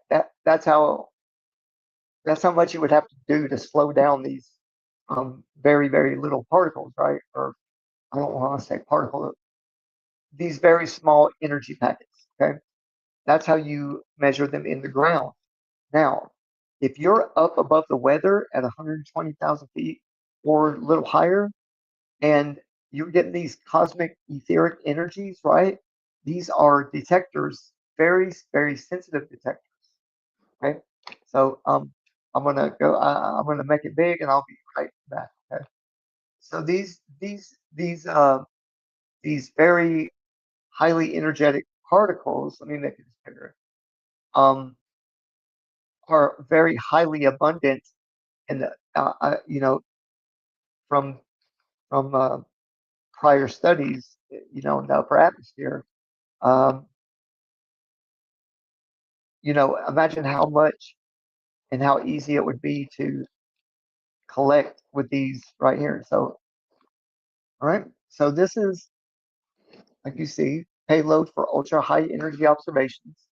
And every one of these white boxes, square boxes, are picking up things coming in all directions here. Okay. And down here are also detectors, different kind of detectors. Okay, now here's the funny part, guys. Guess what the scientific name is for Pueo. Well, for one, Pueo is a exotic type of owl. Okay, and the first thing that came to my mind, because I'm a conspiracy theorist, is Bohemian Grove, right? An owl. And guess what? It just happens to be called in scientific terms. It's called Osceo flames. Flames, as in plasma, fire, flames. Okay? Now, imagine a big, huge, reflective ball, a sphere, right? Carrying something called an owl that's called flames, as in like a sun. Now, why would that? Is that all just coincidence? Like, I don't believe that it is. I think it's all. But anyway, go to Google, if you will, and type in Pueo and ask what the meaning of the scientific name is. And you use this kind of and guess what? Guess what? This APAC meeting to sponsor this was in June of 21. Now, stay with me because it gets even juicier and even more weird. Okay? Okay, here we go. Let's dive in. Let's dive in. Oh my goodness, I get so excited about this stuff. Okay, so this was a presentation put together, I guess, in 2021 by whoever was pitching the first. I think no, this might have been the second or third iteration of Pueo, and the during TFE, the where they were at when they sent that one up in the middle of December of 24. That's the third or fourth iteration of the satellite, right? So they've done tests like this before. It's just I've never heard of them, and you would think, as big as TFE was in the community, that someone would be like knowing that NASA was going to send up a satellite right next to where the TFE was done, and that it was a huge reflective spherical fucking ball in the sky named after an owl called Flames and sponsored by APAC. Like, what the fuck? Who dropped the ball on this one? Okay, I'm going to stop rambling and read a little bit, but think about that. Who the fuck? They always say when you're looking at the left hand, don't let it know what the right hand's doing. That's exactly what happened here, in my opinion. In my opinion. Okay, let's go down. We're going to look at how sensitive and what it does. Okay. Now, keep in mind as well that not far down the road from where they launched this at as well was the upgraded neutrino detector that is not only a receiver, but it's also a transmitter. It can send energy, right? And I think that's pretty much what happened here. Is that they steered this balloon up and down in a big ass circle and fooled Jaron and everybody. And this is why I was like, why is Jaron always talking about, oh, there's no way an EMAP will work if the sun went behind our head. If it went behind our head, then there ain't no fucking way. AEMAP's trash, blah, blah, blah. Well, guess what, Jaron? They might have fooled your ass, buddy, and the AEMAP still be viable. Okay, here we go. So here's what Anita, what I was telling you about earlier. Then the purple line here Okay, that was number 1 through 4. These were the tests that were ran in total. So Anita was first launched in like 2006, I think, and all the way up until 2016, and then now it was going up with Puyo that you see here, right? And you see what was hypothesized to happen and what did happen, right? And right here where it says ice cube flux, you see that wide band of gray, right? So this was the allotted like how do you say that? Margin of error. There you go. So it's allowed to have that kind of flux and still be on target with all of your other with the interaction with either weak, what they call long protons, or high high energy protons. So there's a trend you see there, right? But Puyo, you see the 10 to the like 20th or not 20th to the 18th, right? EV, man. Anyway, so this just goes into describing how unique this detector is, right? And how it can go into the ultra high band, right? And this is why they wanted to, I think, make this experiment, or I think that's why Duffy was able to say, and not saying 100%, when he was like, yeah, I guarantee there's going to be no clouds. You know what I mean? Like, okay. And guess who the name of the man that the director of NASA, who just so happened to be, before he was director of NASA, the director of the Department of Transportation. Okay.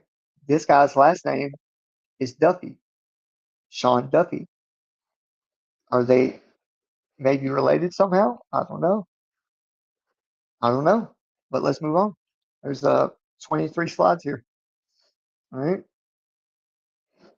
This is talking about the point source of energies, when they how they entered, what angle they entered, these detectors and stuff like that. So this is just your sensitivity versus long duration sensitivity. Okay.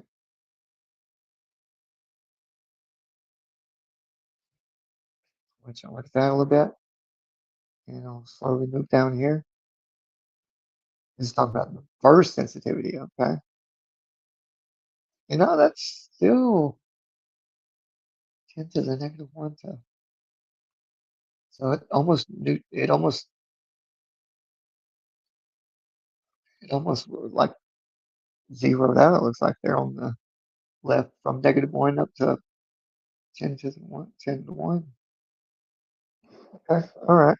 Moving on. Let me do this like 4 more slides, and I'll come back to the chat. I can't really see much. I want y'all to be able to read this with me.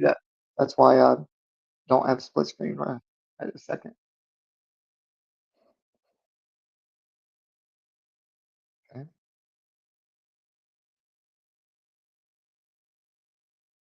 Now there's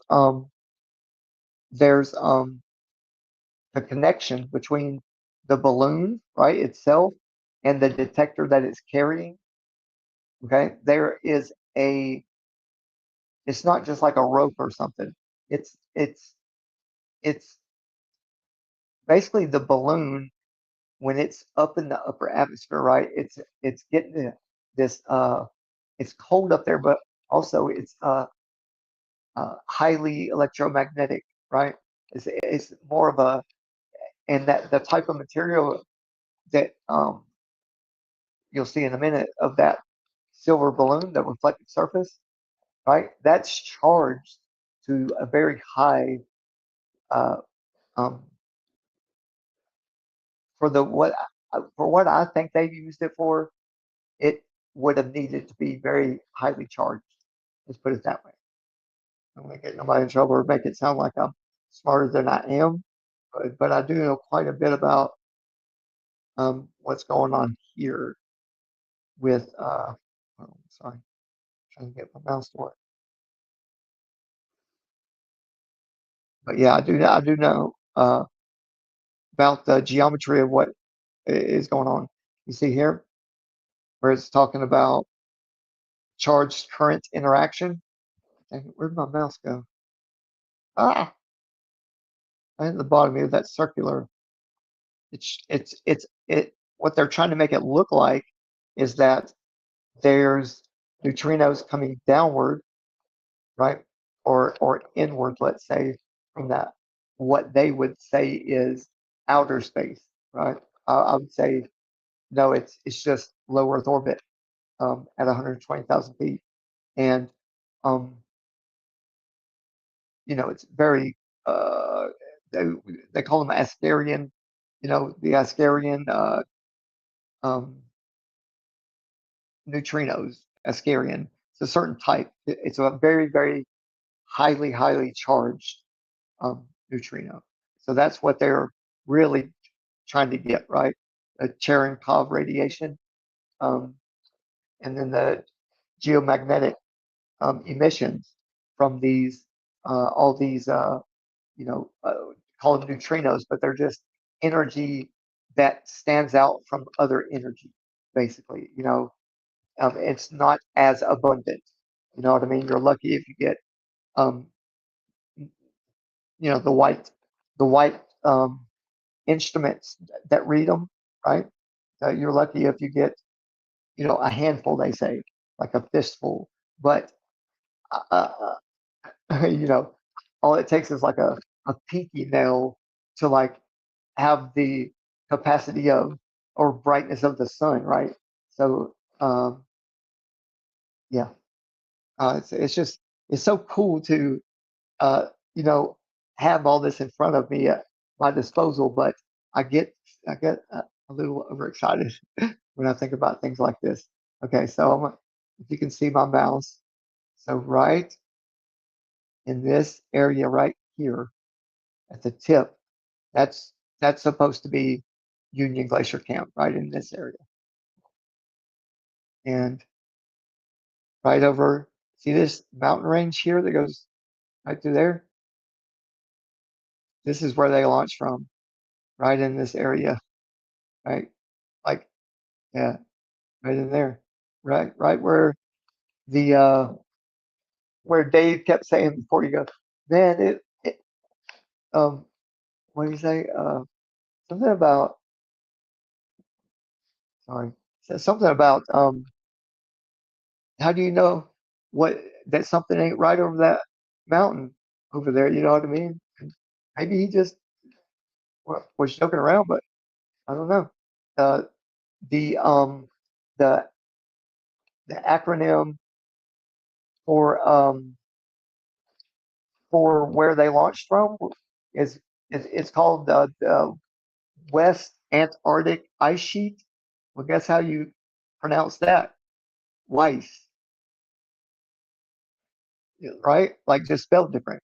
WAIS, Weiss, Weiss, Weiss, Weiss. However you want to say it, but check it out. So this is the ratio from what the balloon size was to this right here. So that right there is that little bitty thing right here. Now you see all these little waves, wavy, wavy, wavy, wavy, wavy.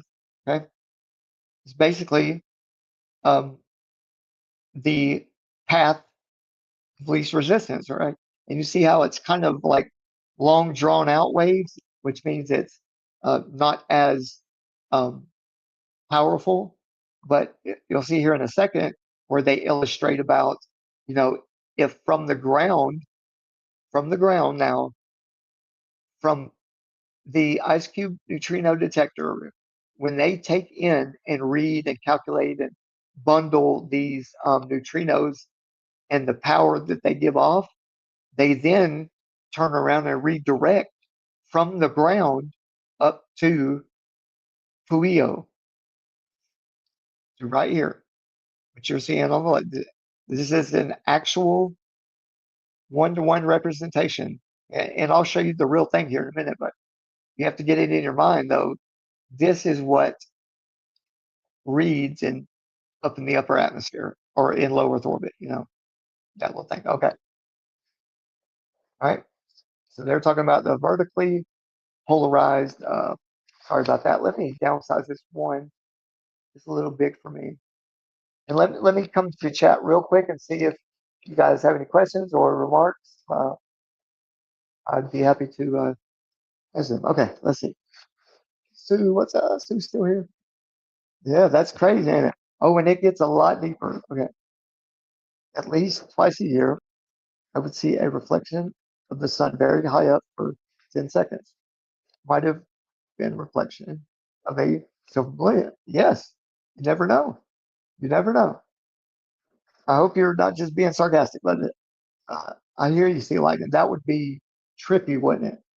I'm always wondering why I see online people claiming to see two suns or the sun split, right? Or one started going vertical, one started going horizontal, and a lot of us flat earthers were talking about that, right? If y'all remember correctly, before they went, we were all like, okay, how could they fake it if they were going to fake it, right? I would have never thought that that they had a highly reflective silver fucking electrified balloon that's like the size of 2 football fields or some shit. They're not that big, but half a football field. But think about it.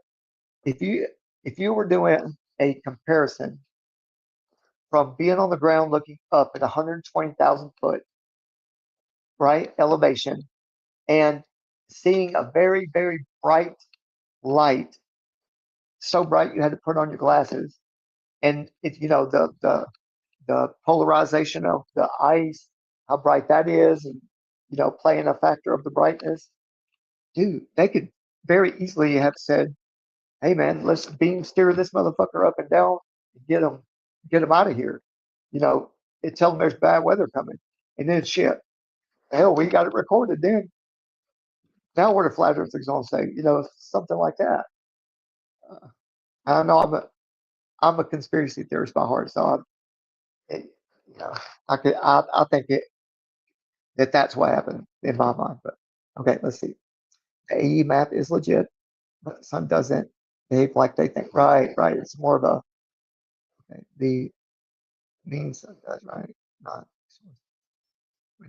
again plasma, right? Outside of the dome, and that's a very good point. I have come to be more comfortable with that, like an apparent sun, especially with all the phenomena worldwide that a lot of times we have to take people on face value because we live in America and someone seen two suns in the south of France or something, and we have to kind of, work against that in our own mind or try to prove it, and not fight what someone else told us. Okay. All right, guys, this gets good now. All right, let's get back to it. Okay, everyone's cool. Good deal. All right, let me maximize this. Okay, moving on down. And I would encourage you to look up the Ascarian emissions as well. And also, I'm going to get around to it here in a minute, but there were lots of reports, like not even too much long ago, but there were lots of countries that have bases in Antarctica, telling everybody that, hey, there's signals and like this rhythmic oscillations harmonically tuned to whatever they said, that it was coming from like 2.5 miles under the surface of the ice. And I'm like, damn. And so I started reading into that. But here we go. Let's moving on. Right. Get this thing right here. Okay. Oh, no, not that. Oh. There we go. Now this is just an illustration of what these Ascarian emissions look like. So these these electronic high, well, let's not say electronic, but high, right, very high EV coming in at an angle that would bounce and then come being relayed up to the machinery, right, under the balloon. So I think personally that these really strong electrons, protons, neutrino, I think all of it that is received by a highly sensitive,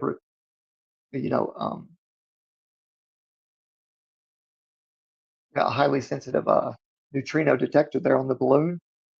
I think that it's charging up and it's just going straight up, and adding to the power of this balloon and the type of material it's made of, it's like, in the upper atmosphere, we know, like, or at least I know, it's a plasma electromagnetic environment. So it's going to connect to the ground and to the the atmosphere, the etheric. So it just makes it that much stronger of a source, right? Where the middle is the balloon, right? And that cord, right? Okay, moving on. So this is talking about these TAU.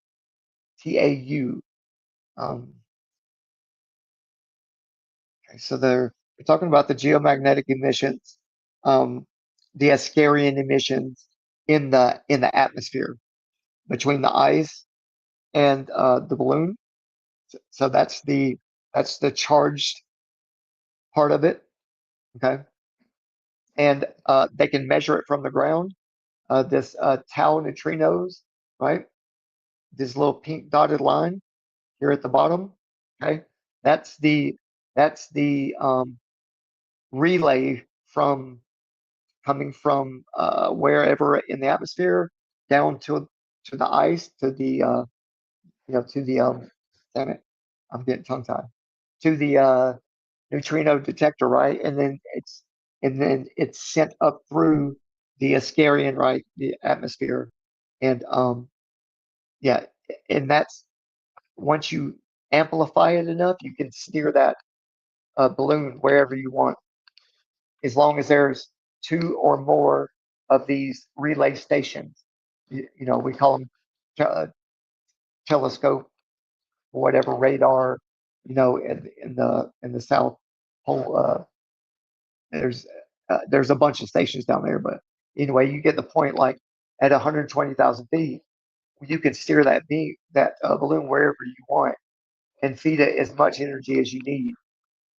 And they've had a long time, separate missions before TFE, to get all that dialed in. You know what I mean? So this launch happened just days before they got down there. And there's a long history. I'm not doing it justice that you guys probably would, but by the time I'm done, you'll see where the possibilities are. All right, let's go on down. Go on down. Oh, keep going, baby. They move fast. Sorry about that. Let me go back up a little. Okay, too far there. There it is. Okay, let's go down. See, we've seen that one. That's where the Ascarian, emissions. Signals are horizontally now polarized. comes from below the horizon, they say. So this is what, so, and you know how they say the, the earth is curved? Well, we know it's not, but in their model, over the horizon, they're now getting horizontally polarized, neutrinos and vertically, right? From two different sources, like I was telling you, is ground relay sources that share these. Now let's see number 3, where they're getting at. Now this is where they get to where they're talking about being able to steer it with different frequencies. All right. And now they're cosmic ray induced, which are the the very high charged neutrinos. All right. Clarity of reflected signal is inverted compared to direct signal and the tau neutrino signal. So there's two different sources from below, which would, you'd be able to steer that balloon wherever you wanted to. And then the above source, right, would be the electromagnetic etheric medium above 120,000 feet, right?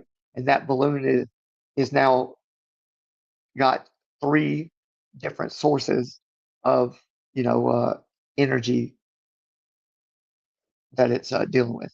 So I want y'all to see that part. Okay. And there's several other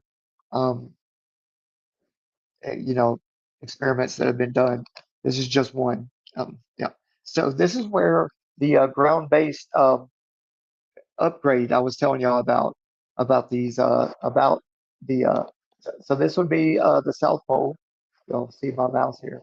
This is ground level, okay, up here, and going down is where these DOMs are. Okay, this is what you see, the little blue dots. Those are the like basketball size, basically supercomputers. But there's a shitload of them.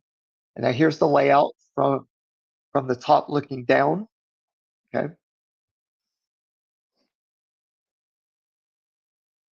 And I'll let y'all look at that for just a second. Okay.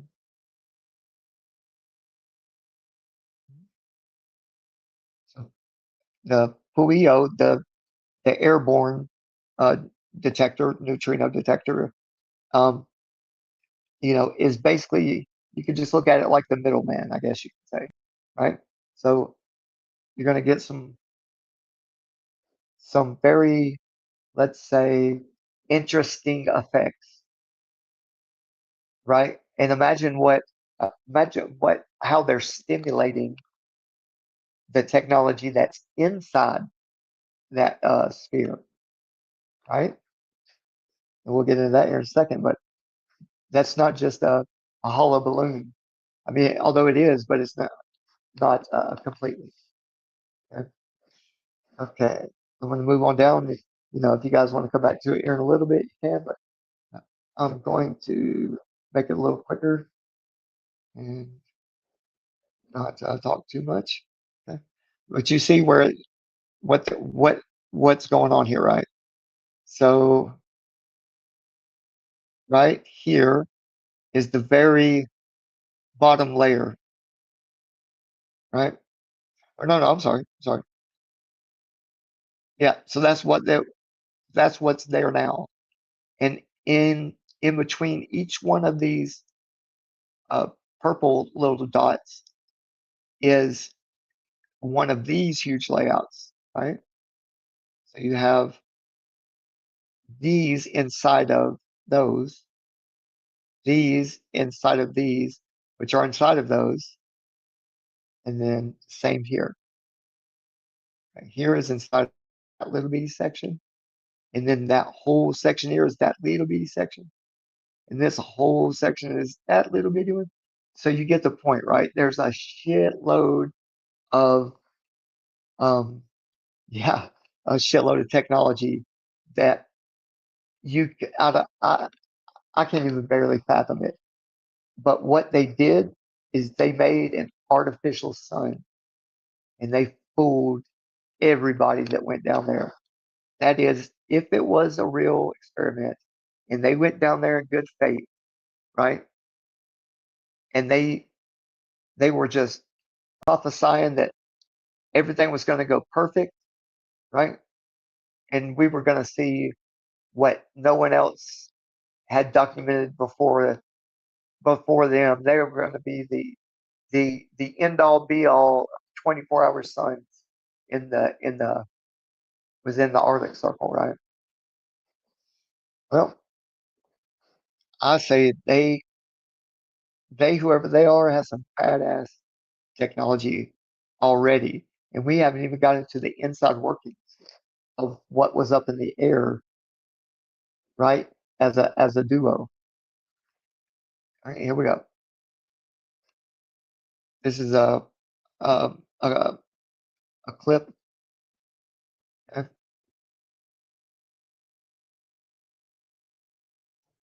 Okay. You guys got that?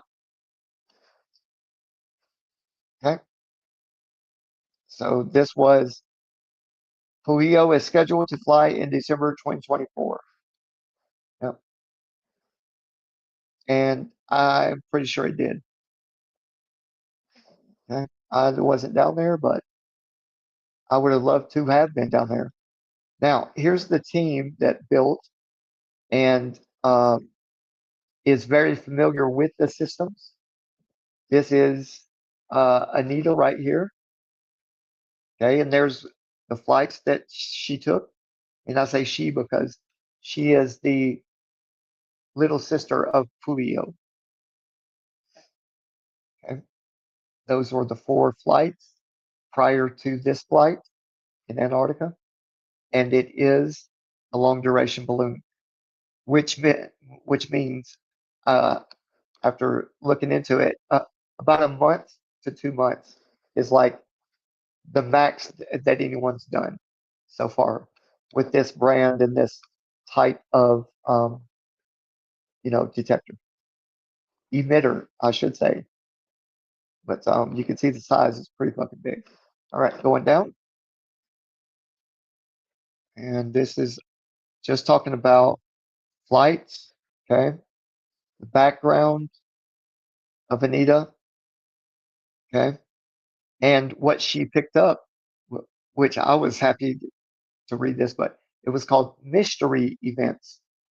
You know how in science they're like, "Oh man, you can't if it ain't falling within our guidelines, it ain't real." So what they did is they put it in quotations. They called it mystery events. Okay, which is basically saying there's some shit up there we don't know how it works, but it works, right? All right, here we go. So these are just the some examples here that what what a mystery event looks like on the waves here on the field street. All right, want to move on down. Where are you going?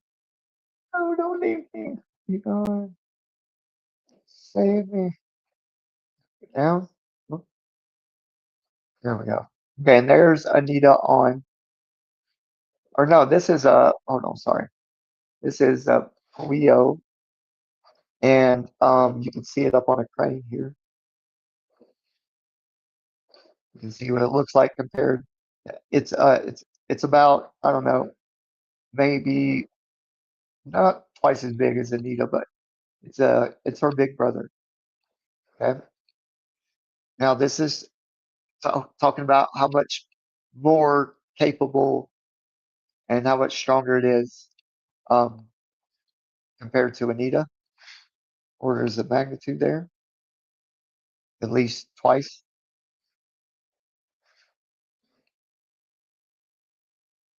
Okay, we'll keep moving. Okay, here we go. This is just a basic, when these neutrinos come in, how they're read and how they're distributed, amongst the one of the white boxes, let's say would be here. This would be a white box. And then when the neutrinos come in, you know, at certain angles, they're read better. And they're, once they hit a certain detector, and when it's measured, this is how it will break down. You know, it breaks down better at these angles, basically. And then it's red. It'll be red in the back or the depth of whichever box it went into, right? That's just basically telling you how it propagates and stuff like that. All right, I'm gonna move on. Get my mouse over here.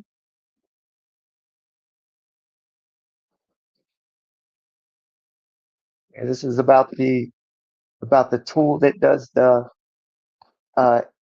interferometry measurements. You go back up a little. Sorry about that.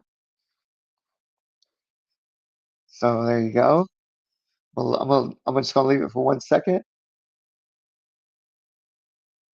and then I will slowly go down. All right. Oh, sorry. Get my little thing here. Okay. There's the bottom of it. All right. We'll go down. Well, don't do that.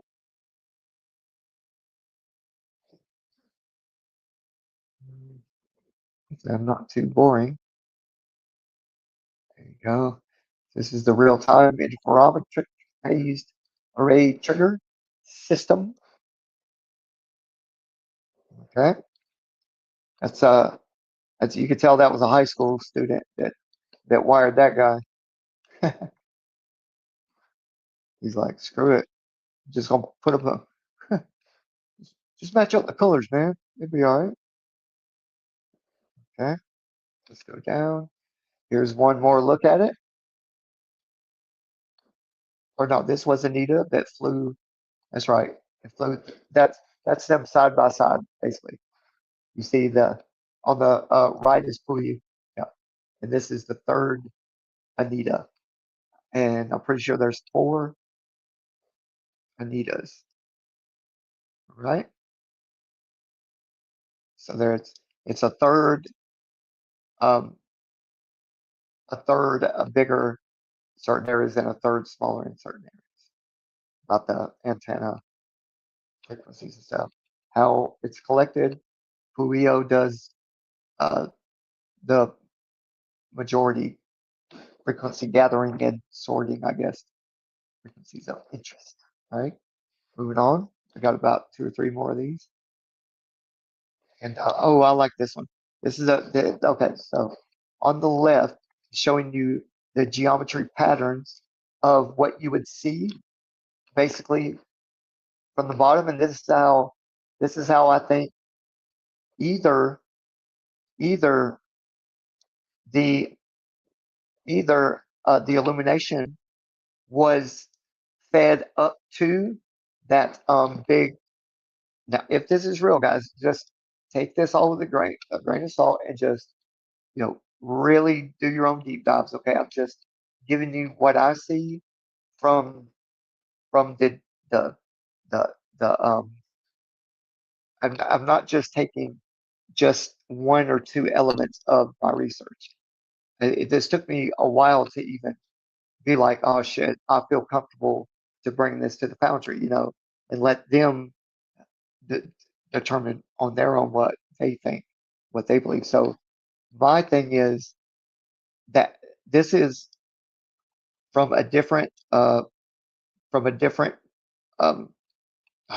experiment done in 2015, but this is the coherence of I'm pretty sure it was Anita, but this is from a distance, right?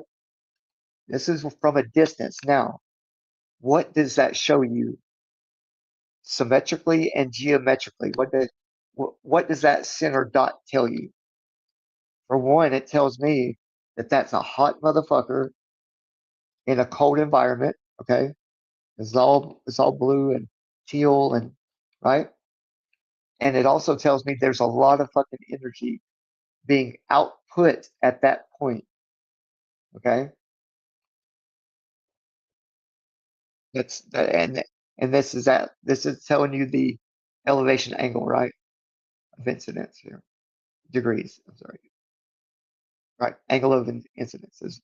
But anyways, I don't I mean, it looks at about 0 because it looks as if whatever or whoever is taking the measurement here is horizontal because it's at 0, right? The elevation angle. So this is at a height, right? This coherence map. Shit, sorry about that. Sorry, let me get right back over here. Okay. Click. Okay. So yeah, so right here at elevation 0, right? This looks as if that would be a fucking sun, right? In a very, very cold environment, it seems like. Now, if you were on the ground looking straight up, right, and you seen this circular opening here of a fucking shitload of energy behind it here, you see what I'm saying? From the ground, all you would see would be a dot like that, or a side-on view. Like if me and you were looking straight into this computer screen horizontally, but that was 100 miles away, right? It would be, I would guess, oh shit, that's the sun in a in certain frequencies. You know what I mean? Y'all get my point. But over here is what I was wanting to show you. See here, the geometries, the big opening, or this is the small opening at the bottom. That's the baseline over here. That right? That's Pui, and that would be what Pui looks like geometrically behind these panels here, right?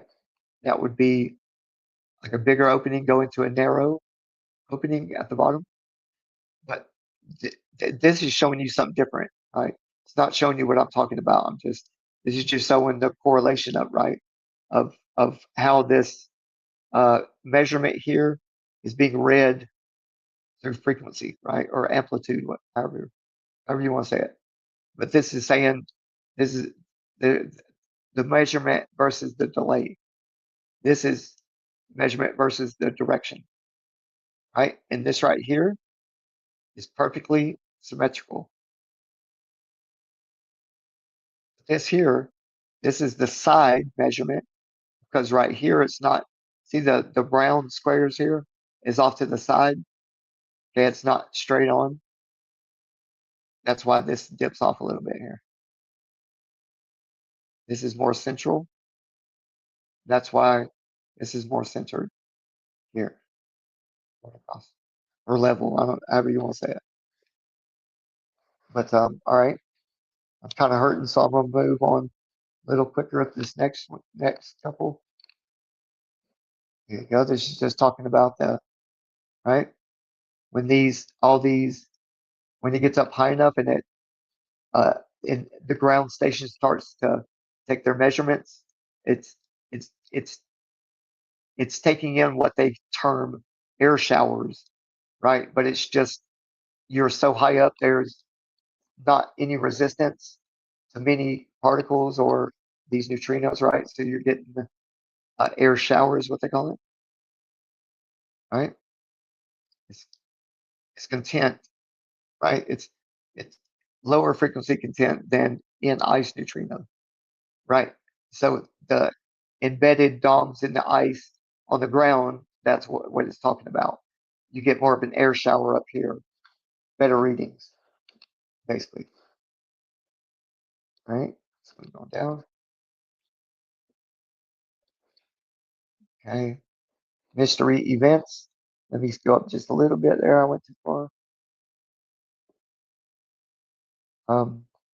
Shit. Damn it. Sorry guys, bear with me.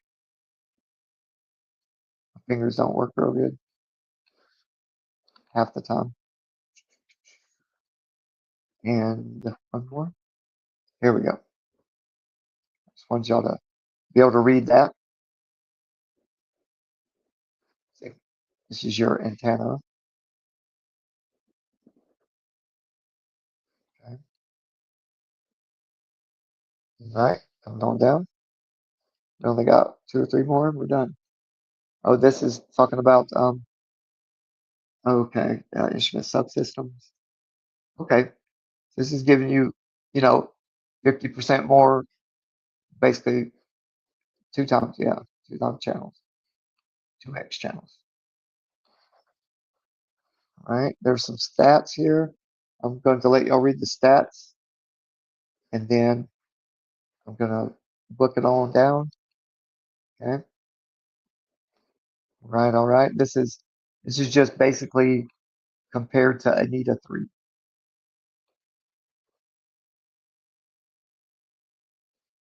You see it? Okay, so it reads differently than these neutrinos. All right, come down again. Okay, this is one I like right here. Talking about the design of what went up, with the balloon. What was involved. Okay, now this is the bottom of your balloon. Okay, or not the balloon, but the bottom of your payload. You got your solar stuff here, your panels, maybe to charge with, I don't know. But pay attention here. As you go up, right, there's it's not a rope, right? There's something that goes from the payload up through to the balloon, right? And this is what is feeding, this is the system from the solar, right? Or from what the ground stations are sending, right? These basically charged or extra charged neutrinos and certain wavelengths are going not only to the payload, but it's also going up through the balloon and whatever the balloon is touching, which is the ether, right? Highly charged particles up there. And something special happened, I think.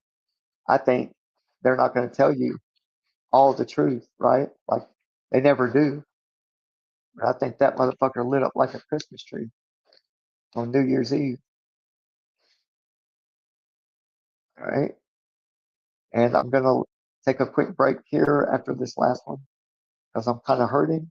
I'm going to have some orange juice or something out of my bag here. And if you're still with me, thank you for being with me, man. You're a trooper, man. And this is all of the people that took part in making this happen. Okay. It's a done deal. It happened. Okay. And it happened. I'm going to go ahead and show you. All right. Guess what? Guess what? Latitude. Well, I'll just show you.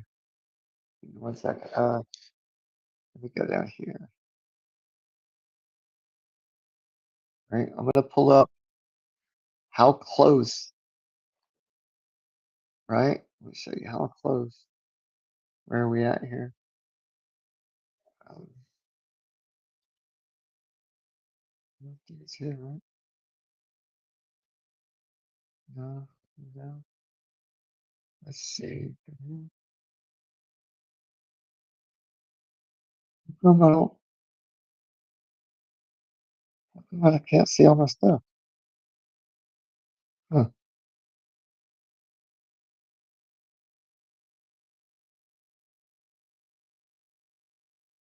No.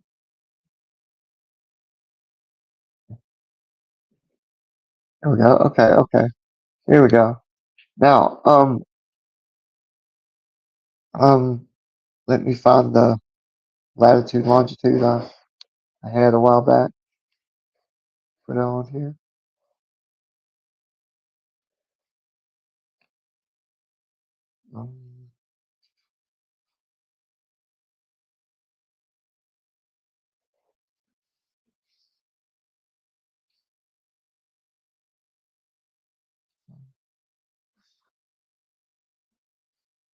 Um, all right. Calibration. I was there. Short answer. Sorry, I just I keep passing these things up for some reason. Okay, it's on up here.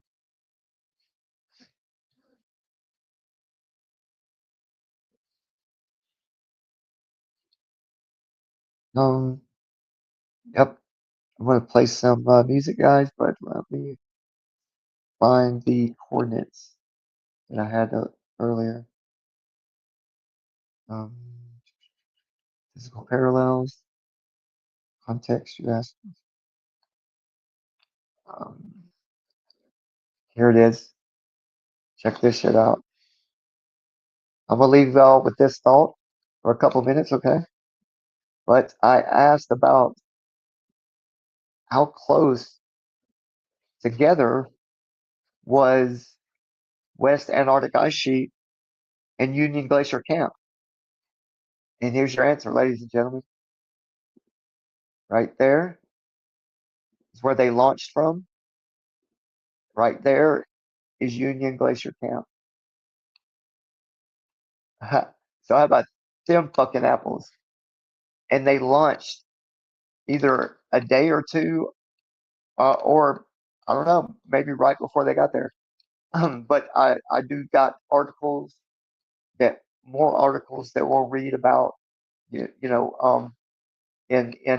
just different places that covered this, and you know, some very credible sources. Let's put it that way. All right, I'm gonna leave for 1 second. Okay, let me get something to drink because I'm about to super dry, and I'll be right back. And I will leave this up for y'all. I'm not gonna take it down. Okay, I'm just gonna make it a little smaller where I've got options here. There you go. Y'all can still see that. Okay. All right, let me add. And I'll come over to the chat as well. Where are we at on chat? Was I over here? Yeah, I probably was. Let me redo this. Sorry. Just to make sure I'm not abandoning my chat. All right. You got here? Yes. Okay. So who we got? Who we got? Okay. 2 people. All right. Still with me, man. Left Kong, what is up? Cute girl still here, I think. Farmer Fields. Help me see the big picture. Yes. Yes. I don't know if I pushed you in that direction, but I did the first episode I ever did with or anybody really was Vlad, and I covered David LaPointe's Primer Films 1. But yeah, Left Kong, if you're in the house, hello, and Sue, lovely, if you're still here, thank you very much. But yeah, you see lightning, you guys check that out. Those coordinates. Now tell me that ain't a little fishy, a little sus. And why the fuck does the acronym West Antarctic Ice Sheet sound just like what Dave kept saying? Remember, Dave said, "Oh, this is all for me. This is all for me." They were doing it for me, right? And I'm like, "Oh, you're just full of yourself, big ego." And then I looked at the West Antarctic Ice Sheet, and it says that the launches were done at Weiss. I'm like, oh man. I said, man, you can't write this shit, bro. But anyway, all right, I'm gonna stop mumbling. I'll be right back. I'm gonna jam out. Hopefully they won't strike me this time. So, all right. Thank y'all, lovely people. I'm gonna mute up my voice and give me 5 minutes. I'll be right back.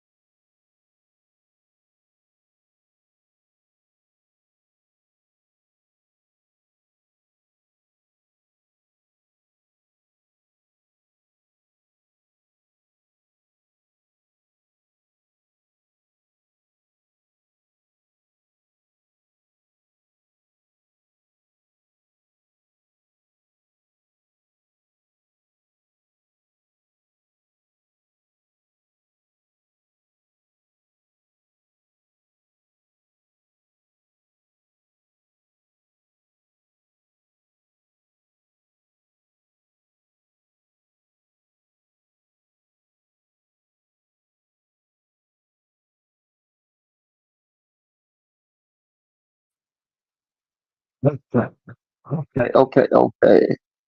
Yeah, 11:06. Muted for 14 minutes. Yeah.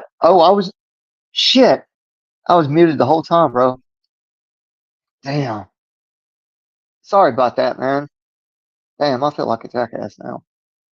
Did y'all at least get to hear the music? If you stuck around? I hope so. Hope so. All right. So, I don't. I've never did this, so I'm gonna do something different tonight. I'm gonna read some of my poetry and some of my music, and I'm just gonna read one song that is very personal to me, and it's very it's kind of deep, but it's where my mind was at that point and where it still is. So when I feel the inspiration to write, really, I do it quick that way because I know it's my truth, right? I know that it's the time to write it when I feel that rush to do it, and it comes out of me naturally. That's the best time. Best time to write. So this is, as you can see, my life. So vividly, I could see that day, that mistake. C5 vertebrae gone. Now it's a cage. Such a sudden stop. Thought I was home. See this body pass. Reality just stripped away. But fate wasn't sealed. God had sent me back. Told me home is where the heart is. Let that be a known fact. And then never back down or give up. Remember where I came from and what I'm made of. I let his light shine through me. See, he's my example. He's my example. So I'll be his example, and he can lead. Within him, I can live with the criticism. Regardless, he strengthens me. For him, I'll bleed. See, my soul is so full of soulful melodies. Let me try and describe and provide the necessary relevance. In this life, we got to gain new sight to see. And to me, the given element is so relevant. No matter where you've been, remember home above, where you're from, and start to love again. My suggestion is for you to start questioning when you're alone, how's your time truly spent? I ask, are you only one, or are you passively sitting in silence with the Father of the Son? You never know unless you ask him. And when you get the answer, it's truly everlasting.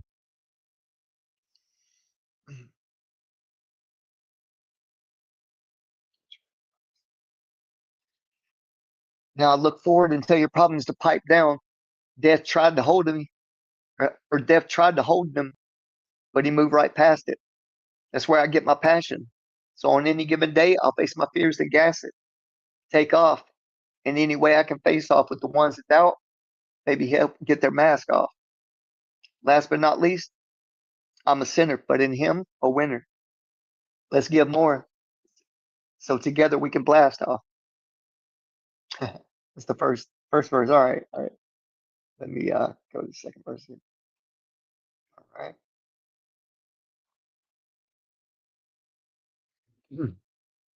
I'm a bright light. I'm a bright light.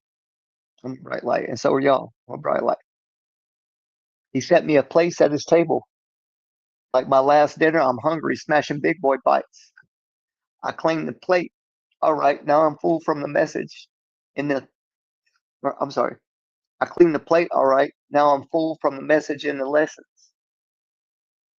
Oh, damn it. From the message in his lessons. So it's only right I sit and write. No second guessing the blessing of grace that he gives. He beat death. Now in my heart he lives. At 23, broke my neck. This mind and body so weak. He stepped in. He gave me strength. Now I'm here today. What can I say? He saved me. So I believe he's the key. Any situation we face in the dark, just call his name and you'll see the devil flees. Put it in his hands and let it be. But never lose focus. Do your part. Hit them knees. I'm a spiritual warrior on a mission. So strong in him, no demon can handle me. Better listen. There's nothing missing. Now he completed me.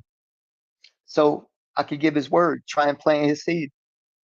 You know, love is the remedy. Simply said, don't hate, be kind instead. I hope you see that.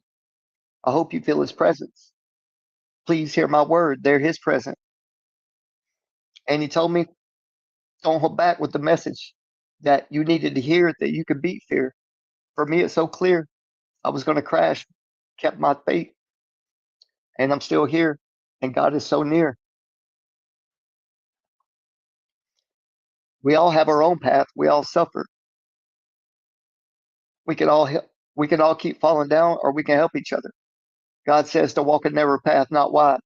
So all together, let's say it loud. Devil, step aside. All right. All right. All right. And that was one of my very first songs about, you know, my journey, my crash, my, broke my neck on a freaking bike, how God really saved me. And, I literally died twice, they said. No pulse. So, so he's the key to everything, y'all, man. Everything, man. I wouldn't know that. I wouldn't have nothing. I wouldn't be nobody. I could have just kept crashing out and acting stupid, you know. But anyway, that was one of my songs. Hope y'all enjoyed that. I don't know if anyone's here now. I know I've kind of veered off course, but if you guys want me to finish explaining the rest of what happened over there at Union Glacier Camp, you know what I mean, or I could just leave it for another time. It's up to y'all. If anyone's here, then yeah, I'll tell you what, I'll do some more. I'll do some more because there's still just a couple more things and we'll be done. So I'll finish up, and you guys can watch it in your free time whenever. And check this out. So on all of my like AI assisted research projects, and I tell it, before we even I lay out some guidelines, like make sure you give me PDFs, the the scientific names for this or whatever, documentation, give me citations, sources, links, like, and that way when people are like, hey man, where's the paper, man, you gotta have a peer reviewed paper, right? It's like, all right, bro, like, hey, I don't have to have nothing, but I do it anyway. That way, if you can see those little bitty numbers right here at the end of, so it'll give me for each section that we do, then I'll give it different, very specific, a set of guidelines. And being disabled and having this is like a lifeline for sure when doing research. But yeah, but all right, I'm gonna finish up. Let me go back to where I was. Where was I? Oh, yeah, I did have this up. Put that down. No, I was over here, right? We just ended up watching something, so I don't want to go to that. Okay, so I was speaking on the presentation. So where is the presentation? Where did I have the presentation? I can go down here. Is it? Oh, can't remember if it was on Google or yeah, it probably is somewhere over here.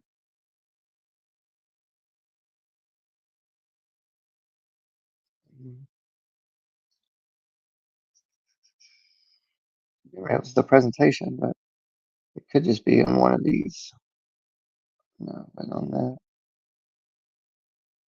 Was it on that? Exactly. Notifications now. I could always go back over here and get it from this. It's right here. Okay. I think I was all the way at the bottom. Oh yeah, I finished that. That's right. I finished that. Okay, yeah, that's what I did. Okay, I had to be sure so I didn't skip anything. Um, let me. I can link this for y'all in the description. So yeah, it's a. I was at a stopping point, so it's all good.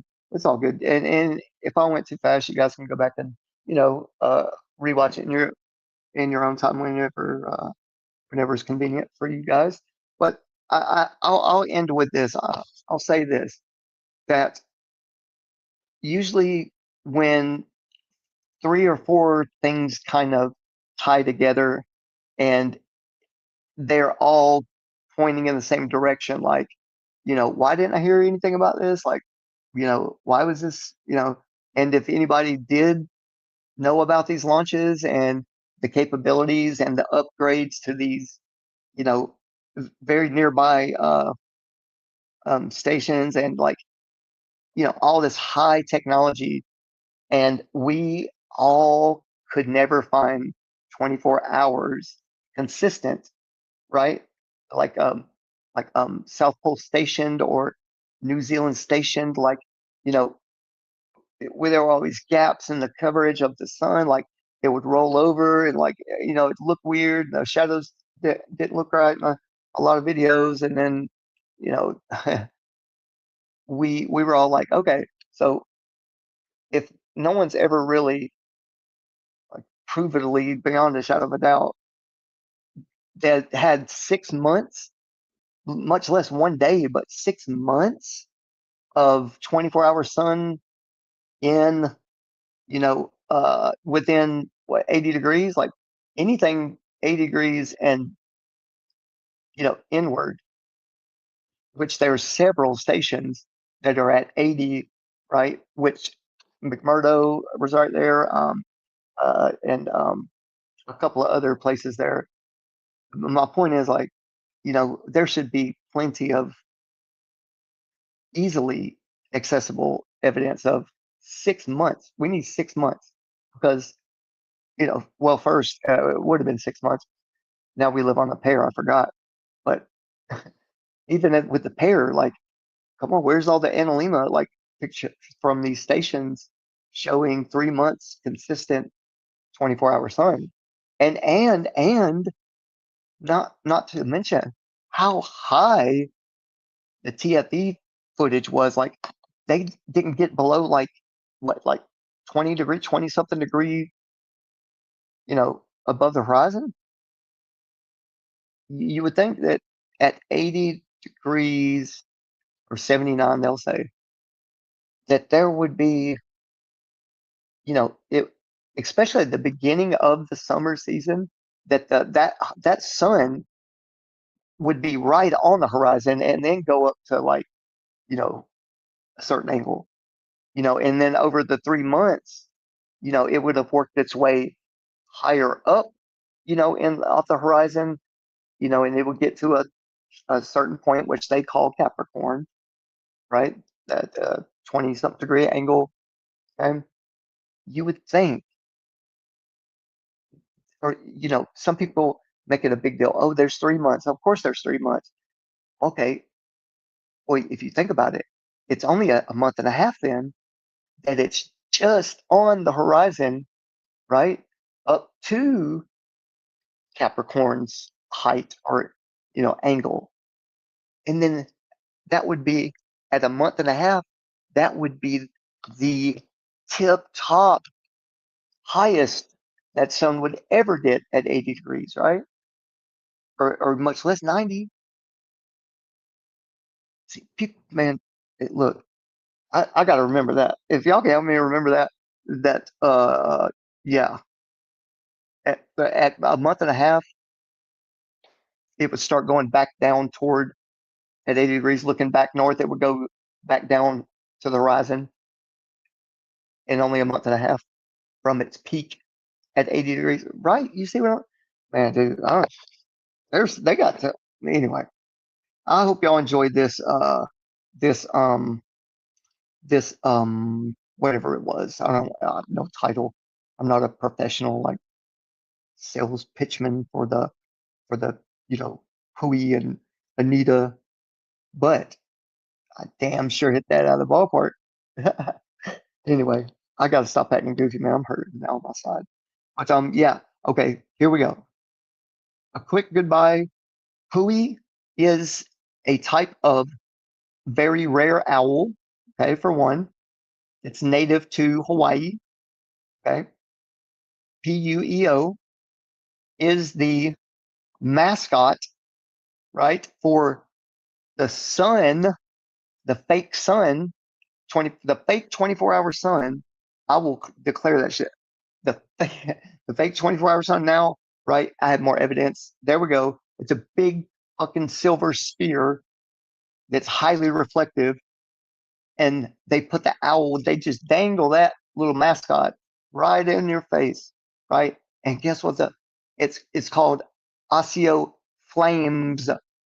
Who fucking has ever heard of an owl being scientifically called flames when they're doing this big ass shiny sphere in the two football fields over from where Union Glacier Camp is, right? Like what the fuck?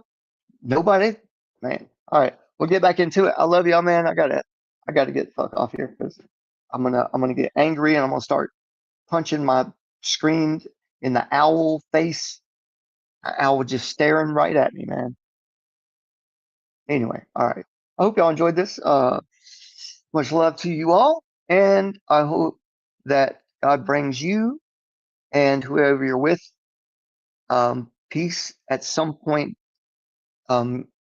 in this presentation. And I hope that God brings you a little bit of humble pie. I hope God gives you some humble pie, because it's hard when you start seeing these things. They dangle out in front of us like so they get away with things like, right, but they have to do it deceitfully. And I came across this research honestly and by really digging in. So Sue, thank you for sticking around. You know what, you are a trooper. I know I probably didn't add much value to your day, but there's some things that need to be addressed, and I'm just the guy to do it, I guess. So, but anyway, much love. God bless. I'll say a short prayer. Father, thank you for presenting these things that I ask of you, Father, that I ask you to reveal these things so that we can not be led astray by these dealers in darkness and the deceit that they pull off every day, Father. I know that you have I just feel honored to receive certain things that give me a little bit of rest in my heart, my shoulders, to know that you would never steer us in the wrong direction. That you're just holding up your end of the deal, when you gave us that free will, Father, that choice. And I try to use that in the best way I can, and just help anyone that hears this or that is trying to find truth and that wants to understand and help others that have been led astray. And Father, just keep blessing us in that way, and just keep us strong. And pray these things in your Son's name, Jesus Christ. Amen.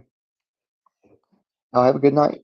God bless, and we will catch y'all. I might try to come on sometime this weekend for sure. But y'all have a good night. God bless.